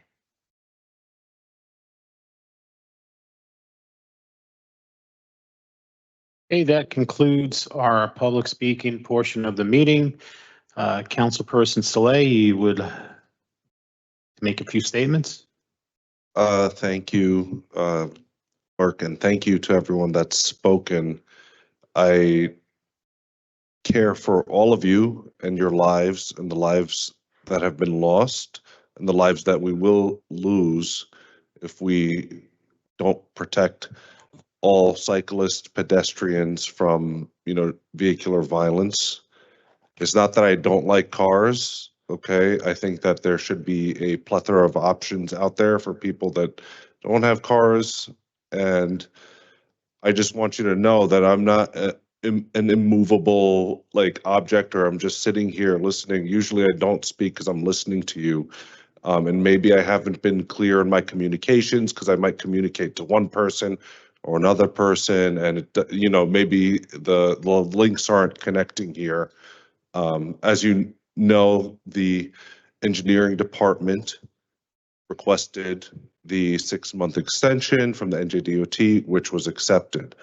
Right now, we are waiting for the NJDOT to come back with the approval for the engineers gave several permutations, adaptations to what the bike lane was based off of the feedback from the pilot. I have not seen what those permutations or what those adaptations will look like. I have not consulted with the engineers in terms of what they look like. I haven't seen it. So as soon as I find out, you will all find out as well. I'm not trying to hide the ball. I'm trying to be very matter of fact, empirical, transparent about everything that happens. I have not delayed this project. In fact, if anything, I staked a lot on the line to make sure that the bike lane master plan and the pilot does happen. And I have been an ally throughout all of this. I am going to commit to going to our state senators to finding out where the NJDOT is in terms of approval of the permutations of these plans. I have not reprioritized the bike lane. I am in favor of having another community meeting once those plans come back, as we did with the original data and feedback that we got. And I think what happened there was very beautiful because a lot of you got to interact with other residents. We had breakout sessions, and I felt that there was a lot of movement in terms of people that were traditionally against bike lanes that came out and they spoke one-on-one with other people who use bikes, who use cars, who use scooters, who walk. They were able to hear something outside of their own experiential base. I believe that bikes should be protected, and I'm committed to having a bike lane in the Heights, okay, and connecting it to the rest of Jersey City, because it doesn't make sense. Yes, it doesn't make sense to me that, you know, downtown is siloed out, or we have different silos like in other wards. We need to connect them all, or else it doesn't make, like 139 should have a bike lane. This is, you know, there's enough space to have something protected there. That's the state, and that's something I'm also committed to pushing. There needs to be one hyperloop across the whole city. And I'm committed to working with the community, with the council, with all of you. I don't want to see any of you get hurt. I have personal connection to many of you, and I'm committed to doing the work. I'm not delaying anything. I'm not trying to stop anything. I'm in fact trying to push so we get to the next step. So whatever criticisms there were of the pilot, that they're addressed and we come back with a refined plan. And that is my feedback. I hope that, you know, that clarifies things for you all. I'm not in opposition to a bike lane. I'm in favor of us offering other modes of transportation. Someone told me Mountain Road the other day, like making that a bike lane, up Franklin through Manhattan. I want to get this done. I want to have the community meeting. As soon as NJDOT comes back, I'll bring it to you, okay? That you and the people and everyone, and we'll have that meeting, and you guys have the breakout sessions, and we talk, and that's what we need to do as a community. And I know we could get it done if that's the way we're operating from. I'm not gonna like shove it down people's throats. I think you guys are the most effective when you're talking to your fellow like neighbors. When you're in the Heights and when you had the breakout session, I felt like people definitely were moved. I had old school people come after the bike lane community meeting, and they came to me and they said, hey, like, actually, you know, I spoke with my neighbor and I changed my mind. These are like old school, born and raised, and I was like, you know, I had an epiphany moment. I said, we need more of these discussions. So it's not just me, but I think we work to get together towards that common goal. And I'm committed to walking there and biking there with you. Okay. And with that, I'll return it back to Shawnee G. Okay. All right, on to our agenda. Any questions or comments on petitions and communications 6.1 through 6.58? There are no officer communications. Any questions or comments on report of directors 8.1 through 8.2? Hearing none, going right on to our claims and addendum number 1. Council members are going to be taking a vote on claims and addendum number 1. Councilperson Ridley. Aye. Councilperson Prinzary. Aye. Councilperson Baggiano. Councilperson Saleh. Aye. Councilperson Solomon. Aye. Councilperson Gilmore voted aye earlier. Councilperson DeGise. Councilperson Rivera voted aye earlier, and Council President Waterman. Claims and addendum number 1 are approved unanimously 9-0. On to our resolutions. I'm going to be taking a vote on items 10.1 through 10.14, with the exception of 10.3, which has been withdrawn. Councilperson Ridley. Aye. Councilperson Prinzary. Councilperson Baggiano. Councilperson Saleh. Aye. Councilperson Solomon. Aye. Councilperson Gilmore voted aye earlier. Councilperson DeGise. Councilperson Rivera voted aye earlier, and Council President Waterman. Items 10.1 through 10.14, with the exception of 10.3, which has been withdrawn, are approved unanimously 9-0. On to our next set of resolutions, items 10.15 through 10.25. John, Yeah. 10.15, either it should be tabled or amended tonight to include wards A, B, and C. In Ward C, we have the community college, we have the Pat Side building, and yet they've excluded us. And infrastructure can go back to this project and add additional money if people are concerned about adding wards A, B, and C. But I think this should be either tabled or these issues added to this tonight. And I find it objectionable, once again, to see 3 wards eliminated in this project. We have the buildings, Pat Side, we have the community college, we have 701 Newark Avenue, and they don't even include Ward C or Ward B or Ward A. So as somebody that worked on this with the administration, I totally understand other wards wanting to make sure that they're included. And I think we discussed it at caucus, and that is the intent. And if there is other unused city property in those wards, we need to get those list of properties or spaces to the BA so that we can entertain that. I think he's already said that he would entertain that. But furthermore, I'm the council person for Ward A. Right. So clearly, my initial objective was to make sure that we're taking care of the kids and the residents in my ward. Now, it would have been easy for me to say, oh, well, you know, if you add Ward E or Ward D, this is going to slow this down. I'm not responsible for them. That wasn't my response, because it's not about our egos. It's about getting as much as we can for all the residents that live here, especially our kids, when we can. Right. So, yes, my priority has to be Ward A, but I've lived here all my life. So every kid in this city is important to me. And so we had these 3 spaces, and these are the 3 spaces that we decided to start with. That doesn't exclude the other 3 wards. We still need to look at those other 3 wards, and there needs to be additional phases. And just like the councilman said, there is some space that he's named in Ward C. So I do ask that we look into that, but I'm not in favor of holding anything up just to satisfy that at this point. I think if we have 3 spaces for our kids throughout the city, then we need to move forward and do what's best for the children. All right. So council members are going to be taking a vote on items 10.15 through 10.25. Councilperson Ridley. On 10:15, I've already said a lot, but I just want to thank the administration for helping to move this along quickly. And, you know, as I stated, let's make sure that we are moving towards getting one of these projects in every ward. And with that, I vote aye on all. Councilperson Prinzary. So just briefly on 1015, I think this is a good first step in realizing a goal that all council people share, which is to have these spaces across the entire city to service all of our residents. As a ward that was not represented initially on this list, I do understand that I have some of the fewest publicly owned buildings, but we'll be working with the administration and the council to make sure that at least some of the money carved out, if not for charrette to what it would look like, at least thinking about where we have space. So with that, aye for all.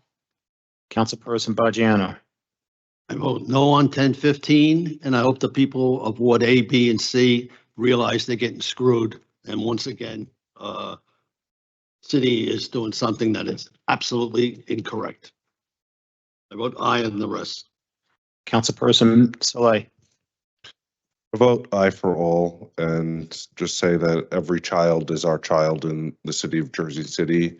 And while this is the first wave, I'm committed as a council person, even though I represent Ward D, I'm committed to making sure Ward B and C and A and F, get their get a rec center as well. So it's not a us versus them. If that was the case, we wouldn't get anything done, right? Like, we're all here to help everyone, and I appreciate that I was part of the initial wave, and I'm committed to making sure wards B, C, and F are part of the next wave as well, and that we identify locations and we take substantial steps towards that. With that, I vote aye. Thank you. Councilperson Solomon. I vote aye for all. Councilperson Gilmore voted aye earlier. Councilperson DeGise. Aye on all. Councilperson Rivera voted aye earlier, and Council President Waterman. I vote aye on all, but I'm glad to see 10.15 come to pass. So often, since I'm one of the oldest one on this council, based on the way the funding come in sometime, that's how you allocate to certain wards. And so I'm confident that the other wards will definitely receive some type of recreation center for the children. I don't want people to think that we're forgetting one ward versus another. Sometimes it's how the funding come in. Councilwoman Ridley, she was advocating for it. Her park is really under construction. There's a lot going on in her ward that's not complete. So as the funding come in, I'm confident that the other wards will be taken care of with recreational sites. I'm confident that it's just how funding come in and what's, priority at that time. But all the children, whatever ward you live in, you always can come out of the ward and go into another ward to use the site. It's not restricted just to Ward A. I vote aye.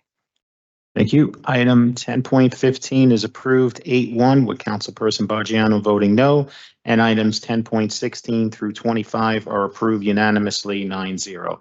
And for the balance of our resolutions, items 10.26 through 10.31. Councilperson Ridley. Aye for all. Councilperson Prinzary. Aye for all. Councilperson Bajano. Councilperson Saleh. Aye for all. Councilperson Solomon. Aye. Councilperson Gilmore voted aye for all with the exception of 10.26. He voted to abstain. Councilperson DeGise. Aye on all. Councilperson Rivera voted aye on all, and Council President Waterman. Okay.